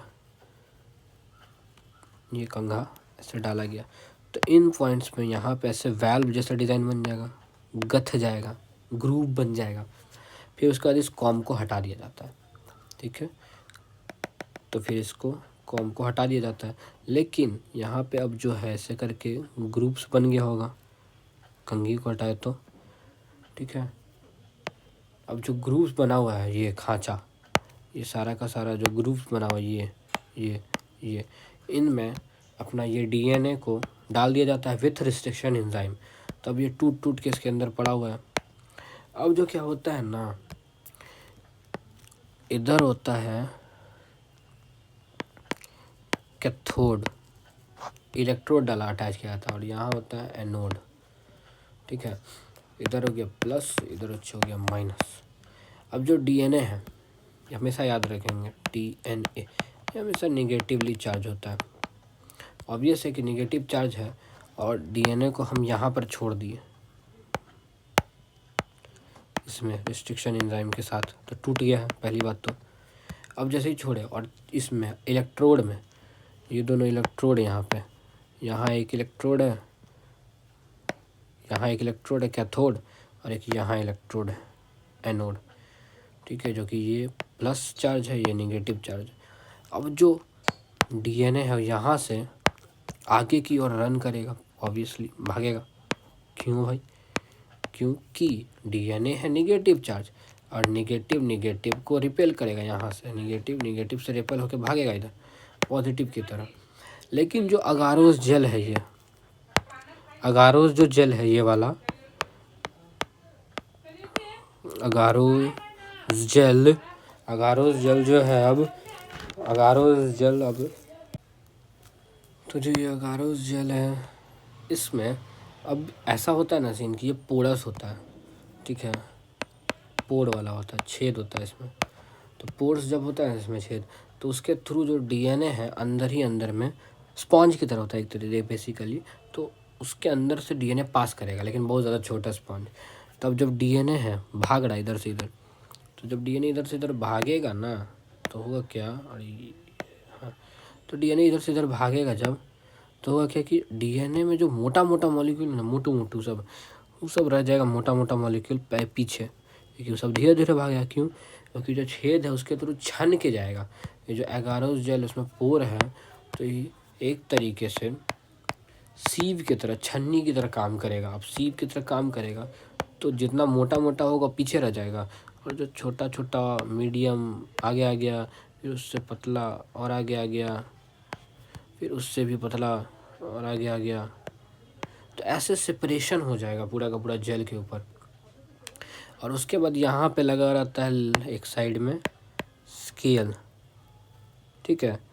अब यहाँ पे जो सेपरेशन हो रहा है सीव ट्यूब से, यहाँ पे से लिख लेते हैं, तो वो या तो मॉलिक्यूलर वेट के कारण होगा, क्योंकि वजन ज़्यादा तो तेजी नहीं भागेगा, ठीक है, तो मॉलिक्यूलर वेट के कारण, या फिर साइज़ के कारण होगा। साइज़ कैसे होगा? बेस पेयर के कारण भाई, जितना ज़्यादा बेस पेयर उतना बड़ा साइज। तो अब यहाँ पे लगा रहता है बेस पेयर के हिसाब से साइज़ स्केल, कि भाई इधर जो है ज़्यादा बेस पेयर वाला 800 बेस पेयर वाला है, इधर 600 बेस पेयर वाला हो गया, इधर 200 बेस पेयर वाला हो गया, इधर 100 बेस पेयर वाला हो गया। तो अब हमको मालूम इतना है कि मेरा जो जीन ऑफ इंटरेस्ट है वो 200 बेस पेयर वाला में आता है, तो इसमें से ये वाला पार्ट मेरा जीन ऑफ इंटरेस्ट में से होगा, इसको निकाल लेंगे बाहर, इसको निकाल के फिर इसमें से अपना जीन ऑफ इंटरेस्ट को अलग कर देंगे। लेकिन उससे पहले ये दिखेगा कैसे आखिर हमको कि डीएनए इसमें भाग रहा है? उसके लिए क्या करते हैं ना, जब ये सब हो जाता है सेपरेशन, ये वाला भाग लेता है, रेस दौड़, जो डीएनए का रेस वो कंप्लीट हो जाता है, उसके बाद ऊपर से हम लोग इसमें इथीडियम ब्रोमाइड यहाँ पर ऐड करते हैं ऊपर से। अब ऊपर से जब इथीडियम ब्रोमाइड इसमें ऐड करेंगे तो ये सारा का सारा चीज़ ग्लो करने लग जाता है, जितना डीएनए है वो स्टेन करने के कारण ग्लो करने लगता है, चमकने लगता है। किसको ऐड करने पे? तो ethidium bromide now added. Ethidium bromide को ऐड करते हैं और उसके बाद देन हम लोग इसको यूवी रेज में देखते हैं, विजुअलाइज करते हैं तो दिखता है। उसके बाद हम लोग को जो भी चाहिए, जैसे 220 पेयर वाला पार्ट चाहिए तो उसको निकाल लेते हैं। ठीक है, तो ये था इलेक्ट्रोफोरेसिस। इसको अब स्टेप्स में पढ़ लेते हैं, आ जाओ। तो पहले क्या है, अग्रोस जेल को ग्लास बॉक्स में डालें, उसके बाद कॉम से उसमें वैल्व बनाएं। वैल्व बनाने के बाद डीएनए फ्रेगमेंट्स को लोड किए उसमें कैथोड साइड पे रिस्ट्रिक्शन एंजाइम के साथ में, और उसके बाद इलेक्ट्रोड को कनेक्ट किए तो हेवी जो फ्रेगमेंट था वो भागेगा धीरे धीरे, पीछे रह जाएगा, और लाइट जो हल्का था वो फास्ट भाग के आगे भाग जाएगा। अब आगे जब भाग जाएगा तो स्टेनिंग करेंगे फिर इथीडियम ब्रोमाइड से, और उसको यूवी रेज में देखेंगे, और जो हमको चाहिए जो कि यूवी रेज में देखने के बाद ऑरेंज अपीयर होगा डीएनए हमको। ठीक है, और यूवी रेज में देखने के बाद हम अपने इसके स्केल के हिसाब से जो जीन ऑफ इंटरेस्ट है उसको एक्सट्रैक्ट कर लेंगे, जिसको जो प्रोसेस उस प्रोसेस को बोलते हैं हम लोग इल्यूशन। जो extraction of gene of interest है उस प्रोसेस को बोलते हैं इल्यूशन। वेरी वेरी इंपॉर्टेंट, याद रखना। ठीक है, तो ये था अपना इलेक्ट्रोजेल फोरेसिस। सो अब हम लोग आगे बढ़ते हैं नेक्स्ट टॉपिक पे। सो नेक्स्ट का एक बार चेक कर लो सीक्वेंस। सो हमारा हो गया ये सेपरेशन हो गया इलेक्ट्रोफोरेसिस से। अब मल्टीपल कॉपीज है। मल्टीपल कॉपीज में जैसे बताया कि पहले से अगर हम जीन को ज़्यादा मल्टीप्लाई करके रखेंगे, ज़्यादा अमाउंट में रखेंगे, तो आगे हमको तुरंत मिलियंस ऑफ कॉपीज मिल जाएगा। लेकिन अगर हम स्टार्ट ही एक इक्वलाई या दो से करेंगे और इक्वलाई पे ही छोड़ देंगे, या किसी ऑर्गेनिज्म पे, जीएमओ पे ही छोड़ देंगे, जेनेटिक मॉडिफाइड ऑर्गेनिज्म पे ही छोड़ देंगे, अगर वो टाइम लगेगा। तो वो फोर्थ पॉइंट जिसमें कि हम लोग कॉपीज बना रहे हैं वो हम सीखेंगे कैसे बनाता है। ठीक है, so start the fourth point. हाँ, multiplication and amplification of genetically gene of interest by PCR. ठीक है, तो अब स्टार्ट करते हैं नेक्स्ट टॉपिक से। नेक्स्ट स्टेप अपना multiplication and amplification of gene of interest by PCR. PCR के थ्रू हम लोग, एक मशीन होता है पीसीआर मशीन, जिसके थ्रू हम लोग जो अपना जीन ऑफ इंटरेस्ट है उसका मल्टीपल कॉपीज पहले से बना लेंगे। ठीक है, पहले से बना लेंगे तो ऐसे प्रोड्यूस करने में टाइम नहीं लगेगा ज़्यादा ज़्यादा अमाउंट में। एक बार में हम लोग मल्टीपल कॉपीज मल्टीपल ऑर्गेनिज्म के अंदर डाल देंगे तो एक बार में ही मल्टीप्लाई ज़्यादा हो जाएगा। ठीक है, तो तो अब आते हैं हम लोग पीसीआर। पीसीआर का फुल फॉर्म तो पहले पहले पॉलीमरेज चेन रिएक्शन। ठीक है, अब इसमें स्टेप्स होता है। पहला होता है denaturation, annealing and then extension. ठीक है, इसमें कुछ मटेरियल का यूज होता है। पीसीआर मशीन, ऑब्वियसली पीसीआर करने के लिए पीसीआर मशीन का तो जरूरत पड़ेगा ही। और ये जो मशीन है इसी में तीनों स्टेप हो जाता है। ऐसे नहीं कि अलग अलग जगह होगा, अलग अलग मशीन में, एक ही मशीन में एक बार डालो, पीसीआर मशीन में तीनों चीज हो जाता है। और चाहिए होता है ओलिगो न्यूक्लियोटाइड प्राइमर। ठीक है, फिर चाहिए होता है कि एंजाइम टैक पॉलीमरेज। अब टैक पॉलीमरेज ना थर्मस एक्वेटिकस ऑर्गेनिज्म से डिराइव किया जाता है। ठीक है, जो कि बहुत ज़्यादा थर्मोस्टेबल है, यानी कि जो एंजाइम है बहुत ज़्यादा थर्मोस्टेबल, मतलब हाई टेम्परेचर पे भी ये अपना काम कर सकता है, इसको कोई इफेक्ट नहीं होता है। ठीक है, यहाँ तक समझ। अब समझते कि होता क्या है। तो डीनेचुरेशन में होता क्या है कि जो जीन है इसका एक आइडियली, सबका अलग अलग रहता है, लेकिन हम लोग थोड़ा एनसीईआरटी के हिसाब से ही चलते हैं अपना। तो एनसीईआरटी के हिसाब से रफली हम लोग ले सकते हैं कि 90 से 92 डिग्री सेल्सियस टेम्परेचर पे जो डीएनए है उसको ना हीट किया जाता है। जैसे ये डीएनए है, पहले कुछ ऐसा था। ठीक है, उसी को हम खोल कर सीधा रख दिए। ठीक है, अब इसको अगर हम हीट करेंगे तो ये जो बीच का हाइड्रोजन बॉन्ड्स है ये सब टूट जाएगा। तो बस वही डीनेचरिंग में ये होता है कि हाइड्रोजन बॉन्ड को तोड़ दिया जाता है और ये बस दो ऐसे ही बैकबोन रह जाएगा। ठीक है, उसके बाद अनीलिंग में क्या होता है? अनीलिंग में भी जो होता है ओलिगो न्यूक्लियोटाइड उसको पेस्ट कर दिया जाता है। अभी टूट गया, जब ये जब टूट गया तो अब इसमें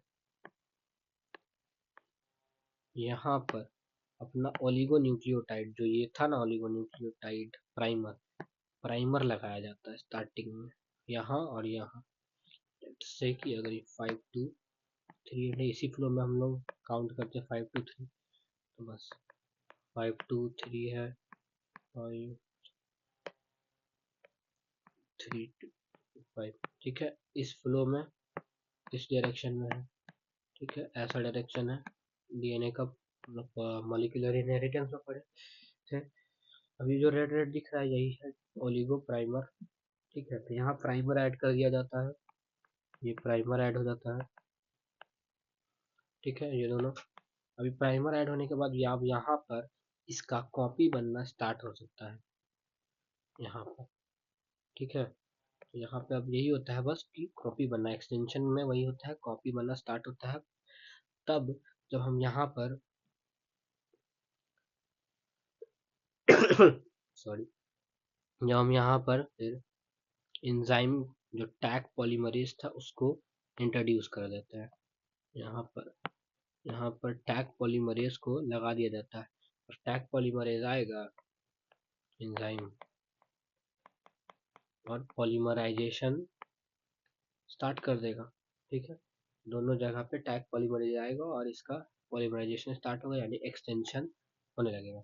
ये 3 स्टेप था। पहले डीनेचुराइजेशन, बॉन्ड्स तोड़ा, बॉन्ड तोड़ने के बाद अनीलिंग, अनीलिंग में क्या ओलिगोन्यूक्लियोटाइड ये लगाया गया रेड वाला ओलिगोन्यूक्लियोटाइड, फिर लास्ट में एक्सटेंशन में टैग पॉलीमरेज को लगाया गया। बस यही तीनों प्रोसेस होता है। तीनों प्रोसेस मशीन के अंदर ही होता है और तुरंत तुरंत होता है, और इससे हम मल्टीप्लाई हो जाता है क्या, अपना जीन ऑफ इंटरेस्ट। ये जीन ऑफ इंटरेस्ट था, इसको हम मल्टीप्लाई कर लिए बहुत सारा बार, और ये अगर हम 30 टाइम्स कर ले, अगर ये 30 टाइम्स कर ले तो मेरे पास 1 मिलियन के अराउंड कॉपीज बन मिल सकता है इसका जीन ऑफ इंटरेस्ट का। अब नेक्स्ट, सो अपना इतना यहाँ तक तो हो गया, तो हम लोग यहाँ तक पढ़ लिए। ठीक है, कि आइडेंटिफाई कैसे के पहले, फिर फ्रेगमेंट में काटे कैसे रेस्ट्रिक्शन एंजाइम से, फिर इलेक्ट्रोजेल फोरेसिस से उसको कैसे आइसोलेट किया और अब कॉपी बनाए। अब है कि लिंक कैसे करेंगे जीन वेक्टर के साथ पॉइंट। ठीक है, जीन लिंक होता है एक वेक्टर। अब ये सामने है एक वेक्टर जो हम लोग को याद रखना है, बहुत ज़्यादा वेरी इंपॉर्टेंट है। यहाँ पे लिख लेते हैं पहले लिंक टू वेक्टर। अब वेक्टर से लिंक कैसे करेंगे? तो ये जो वेक्टर है PBR322, इसको हमको याद रखना है, क्या बहुत इंपॉर्टेंट वेक्टर है। तो अब इस वेक्टर पे ना कुछ कुछ साइट्स होता है। ठीक है, जैसे हम लोग पढ़े, पहले इसको डेफिनेशंस पढ़ लेते हैं। अब एक वेक्टर में कुछ कुछ साइट्स यानी कि कुछ उसका कैरेक्टरिस्टिक्स है, उसका फीचर्स है। पहला है ORI। ORI क्या है भाई? ओरिजिन ऑफ रेप्लिकेशन, कहाँ से ओरिजिन होगा स्टार्ट। ठीक है, यानी कि रेप्लिकेशन कहाँ से स्टार्ट होगा, ओरिजिन ऑफ रेप्लिकेशन, आखिर होगा कहाँ से स्टार्ट। ठीक है, उसके बाद आता है नेक्स्ट अपना रिकॉग्निशन साइट, जो हम लोग जानते ही हैं कि जैसे कि इको R1 का था A GAATTC, याद आया? तो वैसे ही रिकॉग्निशन साइट्स क्या क्या होता है तो हम लोग को पता ही है। ओरिजिन ऑफ रेप्लिकेशन एक नया और एक selectable marker. Origin of replication क्या है कि कहाँ से स्टार्ट होगा जैसे कि इसमें इस वेक्टर में ओरिजिन ऑफ रेप्लिकेशन इधर, ये है अपना ORI, ओरिजिन ऑफ रेप्लिकेशन। ठीक है, आप लोग का एनसीईआरटी बुक में भी है यही चीज। अब इसको याद करना है हम लोग को कि इसमें एक सिर्फ ओरिजिन ऑफ रेप्लिकेशन ही नहीं है, और भी बहुत सारा जगह है। फिर उसके बाद हम लोग जो पढ़े थे स्टार्टिंग में हम लोग पढ़े थे कि एक वेक्टर में, एक प्लाज्मिड में कुछ रेजिस्टेंस भी होता है। तो जो पिंक पिंक है ना दो, ये दोनों रेजिस्टेंस है। ठीक है, इसका नाम भी याद रखना है। ठीक है, और ये सब जगह पर अपना डिस्टिंक्शन एंजाइम का रिकॉग्निशन साइट्स है। ठीक है, तो अब हम लोग पहले का एक कॉपी बना लेते हैं। ठीक है, अब हम लोग उसको पढ़ते हैं। ठीक है, तो ओरिजिन ऑफ रेप्लिकेशन वो जगह है जहाँ से रेप्लिकेशन स्टार्ट होता है। अगर ओरिजिन ऑफ रेप्लिकेशन नहीं होगा तो वो वेक्टर हम लोग के लिए वेस्ट। जितना ज़्यादा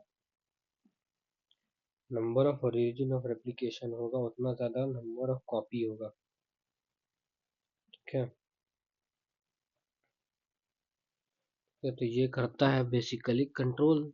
अगर नंबर ऑफ ओरिजिन ज़्यादा है और तो कॉपी भी तो बढ़ रहा है। तो यानी कि basically origin of replication control करता है कॉपी नंबर। ठीक है, कितना कॉपीज ऑफ प्लाज्मिड बनेगा। ठीक है, नया। उसके बाद रिकॉग्निशन साइट ऐसे ही जहाँ पे रिस्ट्रिक्शन एंजाइम कट लगा सकता है। ठीक है, उसी को क्लोनिंग साइट भी बोलते हैं। अब सिलेक्टिवल मार्कर क्या? सिलेक्टिवल मार्कर कुछ नहीं, बेसिकली वही रिस्ट्रिक्शन एंजाइम्स का जगह को बोला जा रहा है। रिस्ट्रिक्शन एंजाइम्स जहाँ जहाँ है ना, उसको जो ये पिंक वाला पार्ट है ना, ये दोनों को बोला जा रहा है। अब इसको समझना है और इसको याद ही रखना। तो यहाँ पे इस पे आते हैं मेन चीज। अब इसको समझने के लिए हम लोग को दो इंसान को लाना पड़ेगा। एक है अमर। ठीक है, और एक है प्रशांत पवार। वी वाला वार पवार, वी वाला नहीं। ठीक है, अब इसको याद कैसे करेंगे?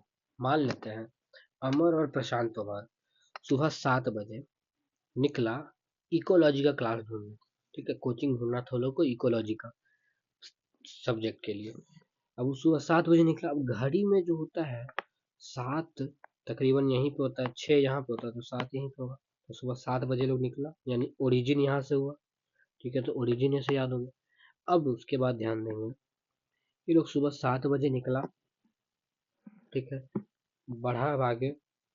तो जो निकला कौन? तो पहले तो अमर निकला। अमर पहले लिखे, तो अमर पहले आएगा। तो अमर में आ रहा है ए एम।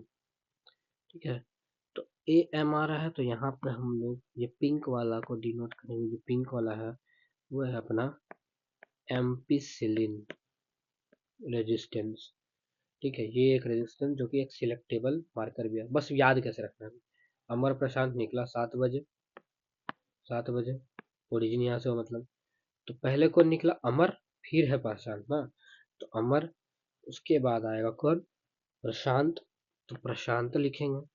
अब प्रशांत निकला, एक यहाँ पे दे देंगे। अब यहाँ पे ये जो भी आ रहा है, ये आ रहा है रिकॉग्निशन साइट्स का नाम। ठीक है, तो पहले फिर निकला अपना प्रशांत। तो प्रशांत में आ रहा है PST 1। ठीक है, फिर प्रशांत पवार नाम है इसका भाई, तो पवार फिर लिखेंगे नेक्स्ट। पवार में आ रहा है PV, तो PVU हम लिख लिए और 1। ठीक है, फिर ये लोग अब निकला तो देखा गया कि जो टीचर है मास्टर जी है वो इकोलॉजी का तो क्लास ले रहे हैं। क्लास तो मिल गया, किसका क्लास मिला? इकोलॉजी का। तो इकोलॉजी का लिख लेंगे। तो इकोलॉजी के लिए आ जाएगा इको R1 जो एंजाइम था उसका पोजीशन यहाँ पे। क्लास चल रहा है तो क्लास 1। ठीक है, और क्लास जो चल रहा है ना इंग्लिश मीडियम में नहीं चल रहा है, हिंदी लैंग्वेज में चल रहा है। तो हिंदी, तो हिंदी का HIND हिंदी। और बस यही एक है जिसको 3 में लिखना है, हिंद 3 होता है।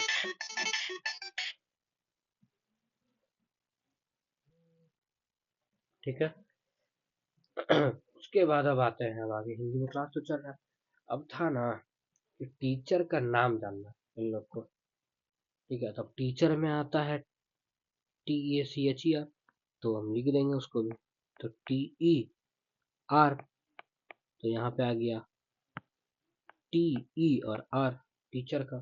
ठीक है, अब टीचर का नाम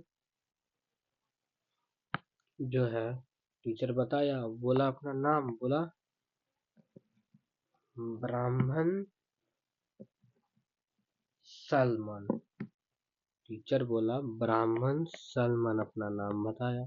तो ब्राह्मण, सब में 1 लिखा जा रहा है, बस एक यहाँ पे ही 3 आया है, तो याद रखेंगे खाली, लेकिन सब में बस नंबर 1 ही आ रहा है। तो ब्राह्मण सलमान, तो यहाँ पे फिर सैल 1, ब्राह्मण सलमान, तो यहाँ पे ब्राह्मण सलमान का सैल लिख देंगे। ठीक है, अब ये नाम सुन के जो अमर था ना, वो तो भाई हो गया आग बबूला, बोलता है कि भाई हम तो इंसान से नहीं पढ़ सकते, इसका नाम ही बड़ा अजीब। तो वो बोला ना अमर, तो भाई हम रोप से अपने आप को लटका लेंगे, लेकिन इस इंसान से नहीं पढ़ेंगे। तो ये वाला पार्ट हो गया फिर, रोप, ROP रोप, लेकिन लटका लेंगे। लेकिन फिर प्रशांत बोला नहीं भाई, हम टीचर को ना एक और ट्राई जरूर देंगे, एक बार और बात करके जरूर देखेंगे, मतलब दूसरी बार बात करके जरूर देखेंगे। तो इसमें ही बेसिकली जो पूरा ग्रीन पार्ट है वही है ROP, और इस ग्रीन पार्ट में एक जगह पे है, सिंस बोला था पवार कि हम एक और मौका देंगे, तो पवार 2। अब इसको याद रखने का यही स्टोरी है, स्टोरी पर रिपीट रिवाइंड करते हैं। अमर और प्रशांत था, 2 लड़का, दोनों को इकोलॉजी का क्लास ढूंढना था, इकोलॉजी का क्लास ढूंढना था दोनों को। तो दोनों सुबह 7 बजे, यहाँ पे 6 होगा तो यहाँ 7 7 बजे निकला, यानी ओरिजिन हो गया लोग का। तो कौन कौन निकला भाई, अमर निकला, तो ये पूरा का पूरा पिंक पार्ट जो है, अमर, तो AMP, अमर। ठीक है, उसके साथ में कौन था, प्रशांत पवार, तो PST1 पवार, PVU1। ठीक है, किस चीज का क्लास के लिए, अब क्लास मिला लोगों को किस चीज का, इकोलॉजी का, तो इको R1। ठीक है, तो क्लास चल रहा था। ठीक है, तो क्लास, इको का क्लास, अब इको का क्लास किस मीडियम में चाहते हो, तो हिंदी में, तो हिंद, बस यहाँ पे ये याद रखना कि 3 है। ठीक है, हिंद में ही 3 आता है। उसके बाद टीचर का नाम पूछना, तो टीचर का नाम, और टीचर नाम फिर क्या बताया, ब्राह्मण, BAMH, ब्राह्मण सलमान। ये नाम सुन के अमर हो गया आग बबूला, बोलता है रूप से लटक जाएंगे लेकिन इससे नहीं पढ़ेंगे। लेकिन फिर पवार जी बोलते नहीं, एक ट्राई और देना तो बनता है सर को। तो पवार बोला हम तो इसको सेकंड ट्राई जरूर देंगे। ये पूरा का पूरा याद करने का, इस वेक्टर को याद करने का तरीका है। ठीक है, और ये वेक्टर वेरी इंपॉर्टेंट है, वेरी वेरी इंपॉर्टेंट, एग्जाम में आता है ऐसे ही लेबल करने के लिए। तो इसको एक बार एक्सप्लेन कर देते कि इसका मतलब क्या है, फिर लिख तो दिए। देखो, यहाँ पे जितना भी चीज को हम लेबल कर रहे हैं येलो से, वो सब रिस्ट्रिक्शन एंजाइम का नाम है। ठीक है, और ये जो जहाँ पे भी पॉइंट आउट कर रहे हैं ना, इन सब जगह पर, उन सब जगह पर जहाँ पे जैसे ये वाला जगह, ये वाला जगह, ये जो ये या ये हो गया, इन सब जगह से ये नाम का रिस्ट्रिक्शन एंजाइम कट लगाता है। ठीक है, तो अगर इस वेक्टर को हम ले लें, यूज करें, और हम SAL1 रिस्ट्रिक्शन एंजाइम को इस पे छोड़ दें, तो SAL1 यहीं पर काटेगा इसको आके, और यहीं पे हम इम्प्लांट कर सकते हैं अपना जीन ऑफ इंटरेस्ट को। अगर BAM1 को छोड़ेंगे इसके ऊपर, तो यहाँ पे ही कट लगाएगा। तो वो बता रहा है, लोकेशन बता रहा है कि कहाँ पर ये सब रिस्ट्रिक्शन एंजाइम कट लगाएगा। ठीक है, इस पे कहाँ पे इसका रिकॉग्निशन साइट्स है। ठीक है, अब दूसरा चीज, ये ORI क्या है, ORI भाई ओरिजिन ऑफ रेप्लिकेशन, यहाँ से ही रेप्लिकेशन स्टार्ट होगा। अभी ROP क्या है, ROP है रेप्लिकेशन ऑफ प्रोटीन, ROP है replication of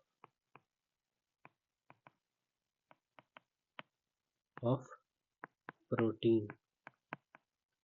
replication of protein का मतलब क्या है, रेप्लिकेशन ऑफ प्रोटीन मतलब ये ऐसा प्रोटीन बनाता है जो इनडायरेक्टली इस ओरिजिन ORI को इनिशिएट करता है, मतलब स्टार्ट तो यहीं से होगा डीएनए का, इसका क्लोनिंग होने का, ठीक है। लेकिन रेप्लिकेशन स्टार्ट भले यहाँ से हो, लेकिन इस प्रोटीन ऐसा ही बनाता है जो यहाँ पे स्टार्ट करता है, मतलब एक तरीके से एक चाबी जो इंजन स्टार्ट कर दे यहाँ से, ठीक है। तो यही है, इसका नाम है PBR322। ये बहुत इंपॉर्टेंट वेक्टर है, ठीक है, जो यूज होता है। तो यहाँ तक क्लियर है अपने को। अब एक इम्पॉर्टेंट चीज जो बताना जरूरी है कि इंसर्शनल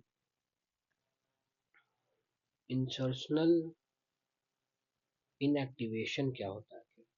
इंसर्शनल इनएक्टिवेशन कहने का मतलब है करके पेस्ट, ठीक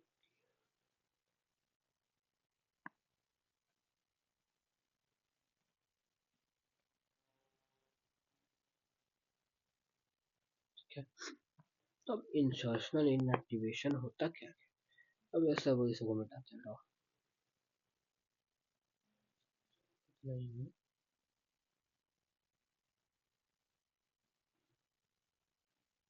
ठीक है, अब मान लेते हैं ये एम्पीसिलिन है, ये दोनों रेजिस्टेंस है। तो एम्पीसिलिन एक है, एक टेट्रासाइक्लिन है, ठीक है।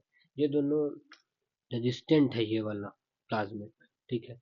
यानी कि इस प्लाज्मिड जो भी जिस भी बैक्टीरिया जिस भी ऑर्गेनिज्म के अंदर होगा, उसमें अगर एम्पीसिलिन हम ऊपर से डालें क्रीम, तो उसको रेजिस्टेंट कर देगा, मतलब उस बैक्टीरिया को एम्पीसिलिन से रेजिस्टेंट बना देगा, टेट्रासाइक्लिन से रेजिस्टेंट बना देगा। मगर अगर हम इसमें कट लगा दें, इसमें हम कट लगा दें तो क्या होगा, अगर हम इसको काट देंगे, तो जिस भी साइड को काटेंगे, अगर टेट्रासाइक्लिन को काटेंगे, तो ये वाला जो पार्ट है वो तो इनकम्प्लीट हो गया, तो ये एक्टिव नहीं ना रहेगा, इनएक्टिव हो जाएगा।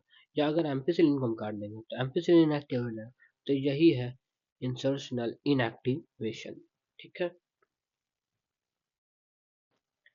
नेक्स्ट है हम लोग का ट्रांसफॉर्मेशन इनटू होस्ट, की अब कैसे होस्ट में हम लोग अपना प्लाज्मिड को जो रिकॉम्बिनेंट डीएनए उसको कैसे इंसर्ट करेंगे। तो इंसर्ट कैसे कर सकते हैं, इसके लिए वेरियस मेथड्स हैं, ठीक है।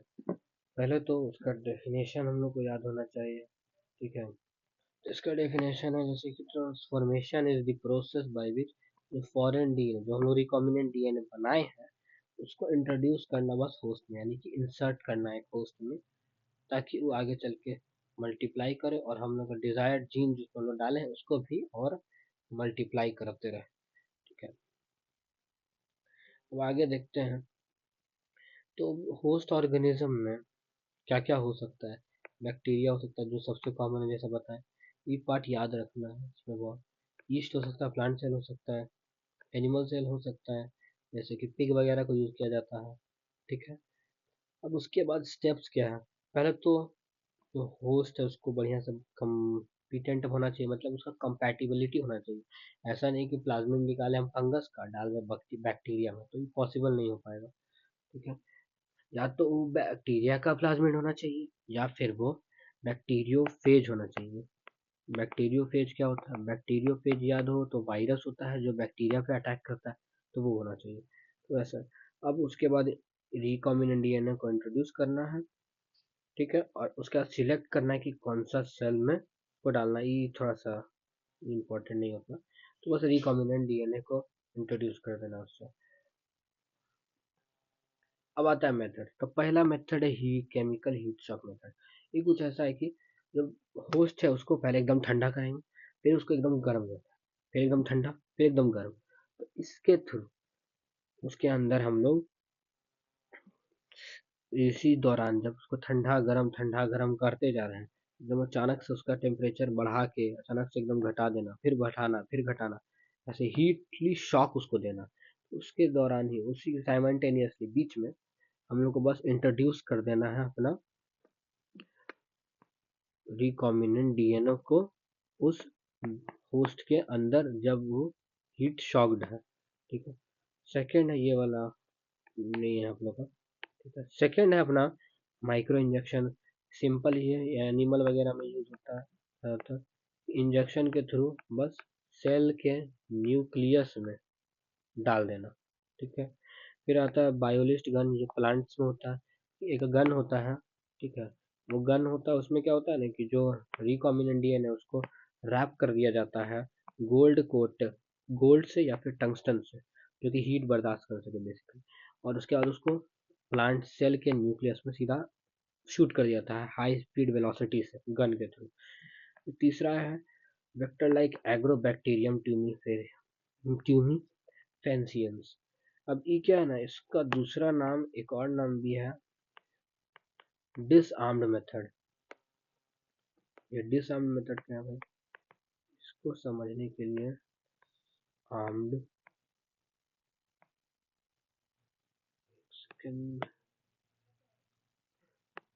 इसका दूसरा नाम भी है डिसआर्म मेथड।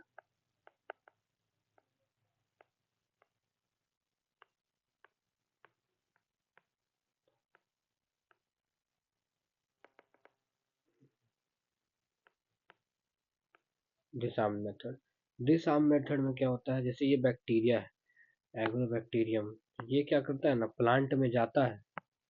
जैसे कि ये प्लांट है, इस प्लांट में, ये जैसे कि प्लांट है, अब इस प्लांट में ये जाएगा, इसका रूट है। अब इस प्लांट में जाएगा और यहाँ पर एक ट्यूमर क्रिएट कर देगा, ठीक है। ये बैक्टीरिया एग्रोबैक्टीरियम ट्यूमिफेंसियस। लेकिन अगर हम लोग क्या करें, इस बैक्टीरिया को किसी तरीके से इनएक्टिवेट कर दें, ठीक है। जैसे इनएक्टिवेट करने के लिए क्या करना, बस उस पार्ट को, जीन को, जैसे हम लोग किए थे इसमें, अगर हम लोग कट लगा देंगे उस पार्ट में, जैसे कि टेट्रासाइक्लिन का है, टेट्रासाइक्लिन में कट लगा दे, टेट्रासाइक्लिन जो जीन एक्सप्रेस नहीं कर पाएगा, तो सेम चीज ट्यूमी एग्रोबैक्टीरियम में क्या करेंगे, हम लोग उस पार्ट को जो इफेक्ट करता है इस बैक्टीरिया को ट्यूमर बनाने पे, उसको हम लोग कट कर देंगे तो डिसआर्म हो गया, और उस पे वहां पर ही इंसर्ट कर देंगे अपना जीन ऑफ इंटरेस्ट और इसके अंदर प्लांट के अंदर भेज देंगे। तो ये एक मेथड है, ठीक है। अब आता है last, second last point, seventh point, जो कि है कि कल्चर करना होस्ट को। ये बहुत सिंपल सा है, कुछ नहीं, अब हम लोग जो भी कर रहे हैं उसके बाद उस होस्ट को ग्रो करने के लिए एक जगह भी देना होगा, ठीक है, फेवरेबल कंडीशन वाला। तो हम लोग कमर्शियली कर रहे हैं तो उसको बहुत बड़े बड़े पैमाने पे करना पड़ेगा हम लोगों को कल्चर। तो उसके लिए बायो रिएक्टर्स होता है। बायो रिएक्टर्स करते क्या है कि बायो रिएक्टर्स में फेवरेबल कंडीशन होता है, एरिएशन होता है, control temperature, pressure, pH level होता है, जिसके कारण वहाँ पे जो भी होस्ट होता है वो अच्छे से कल्चर हो पाता है, ग्रो कर पाता है, और अच्छे से मल्टीप्लिकेशन ऑफ अपना जीन ऑफ इंटरेस्ट होता है, ठीक है। तो कैसे होता है, तो to obtain the product on a large scale, बड़ा बड़ा टैंक होता है, बिग टैंक्स, सील्ड होता है bioreactor, and sorry called, spelling गलती है, कॉल्ड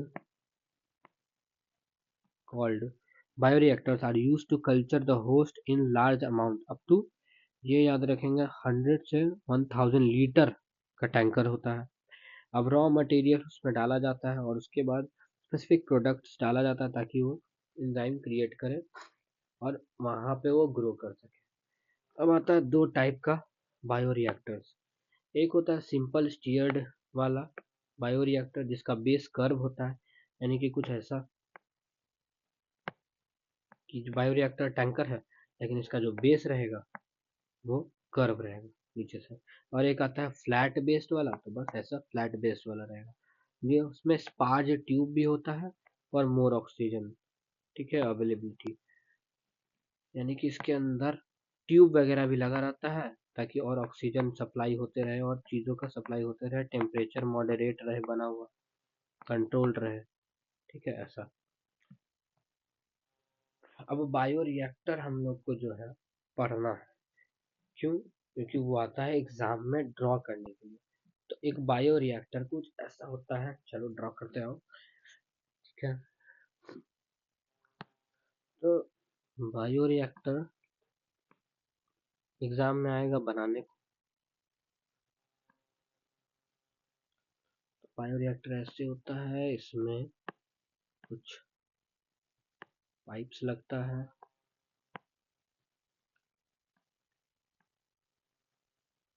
पाइप्स लगा रहता है, ऊपर भी एक दो पाइप लगाया रहता है, एक एरिएशन के लिए कि नॉन कॉन्टेमिनेटेड हवा यानी कि स्टेराइल एयर आते रहे, टेम्परेचर कंट्रोल्ड रहे,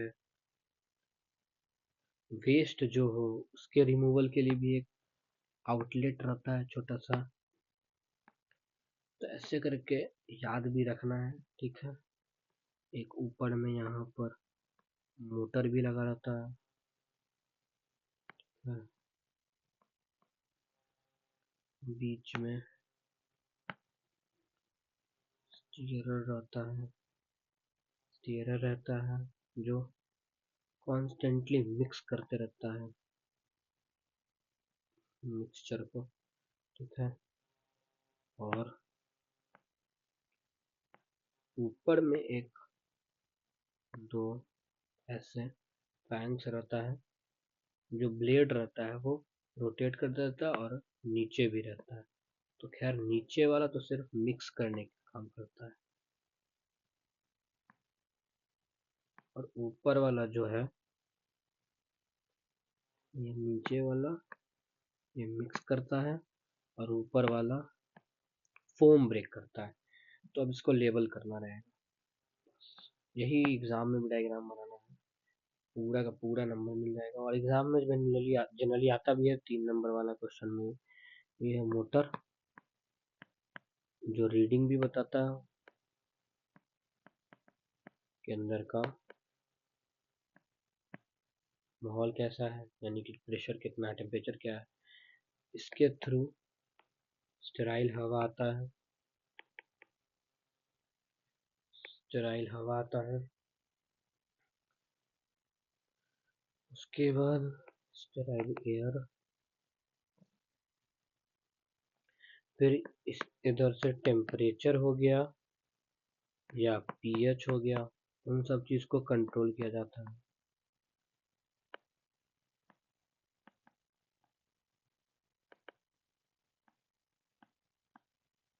ठीक है। ये वाला जो ब्लेड है वो फोम ब्रेक करता है, तो फोम ब्रेकर इसको बोलते हैं,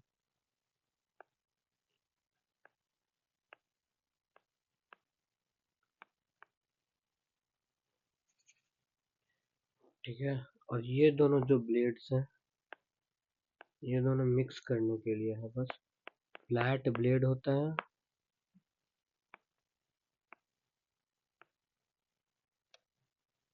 जिसको इम्पेलर बोलते हैं, और इनका काम होता है बस मिक्सिंग करने का,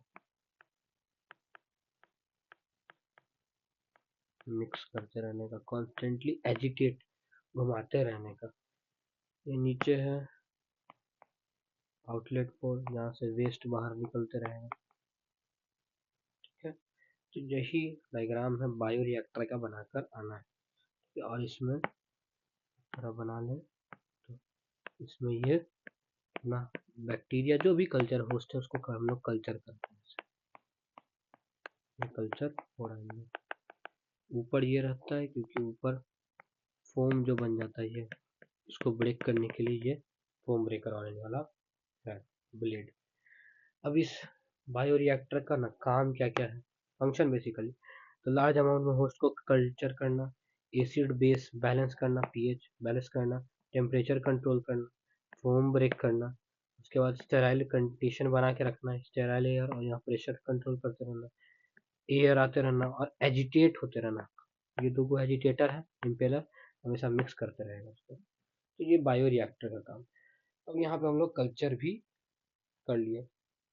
अब बचा बस last down stream processing, last topic, last and final topic. बहुत सिंपल टॉपिक, कुछ इसमें उतना समझने वाला नहीं है, ठीक। बस सिंपल है कि भाई बना लिए हम कोई चीज़ को तो पहले उसको थोड़ा सा टेस्ट करेंगे। तो डाउन स्ट्रीम प्रोसेसिंग होता क्या है, टेस्टिंग होता है।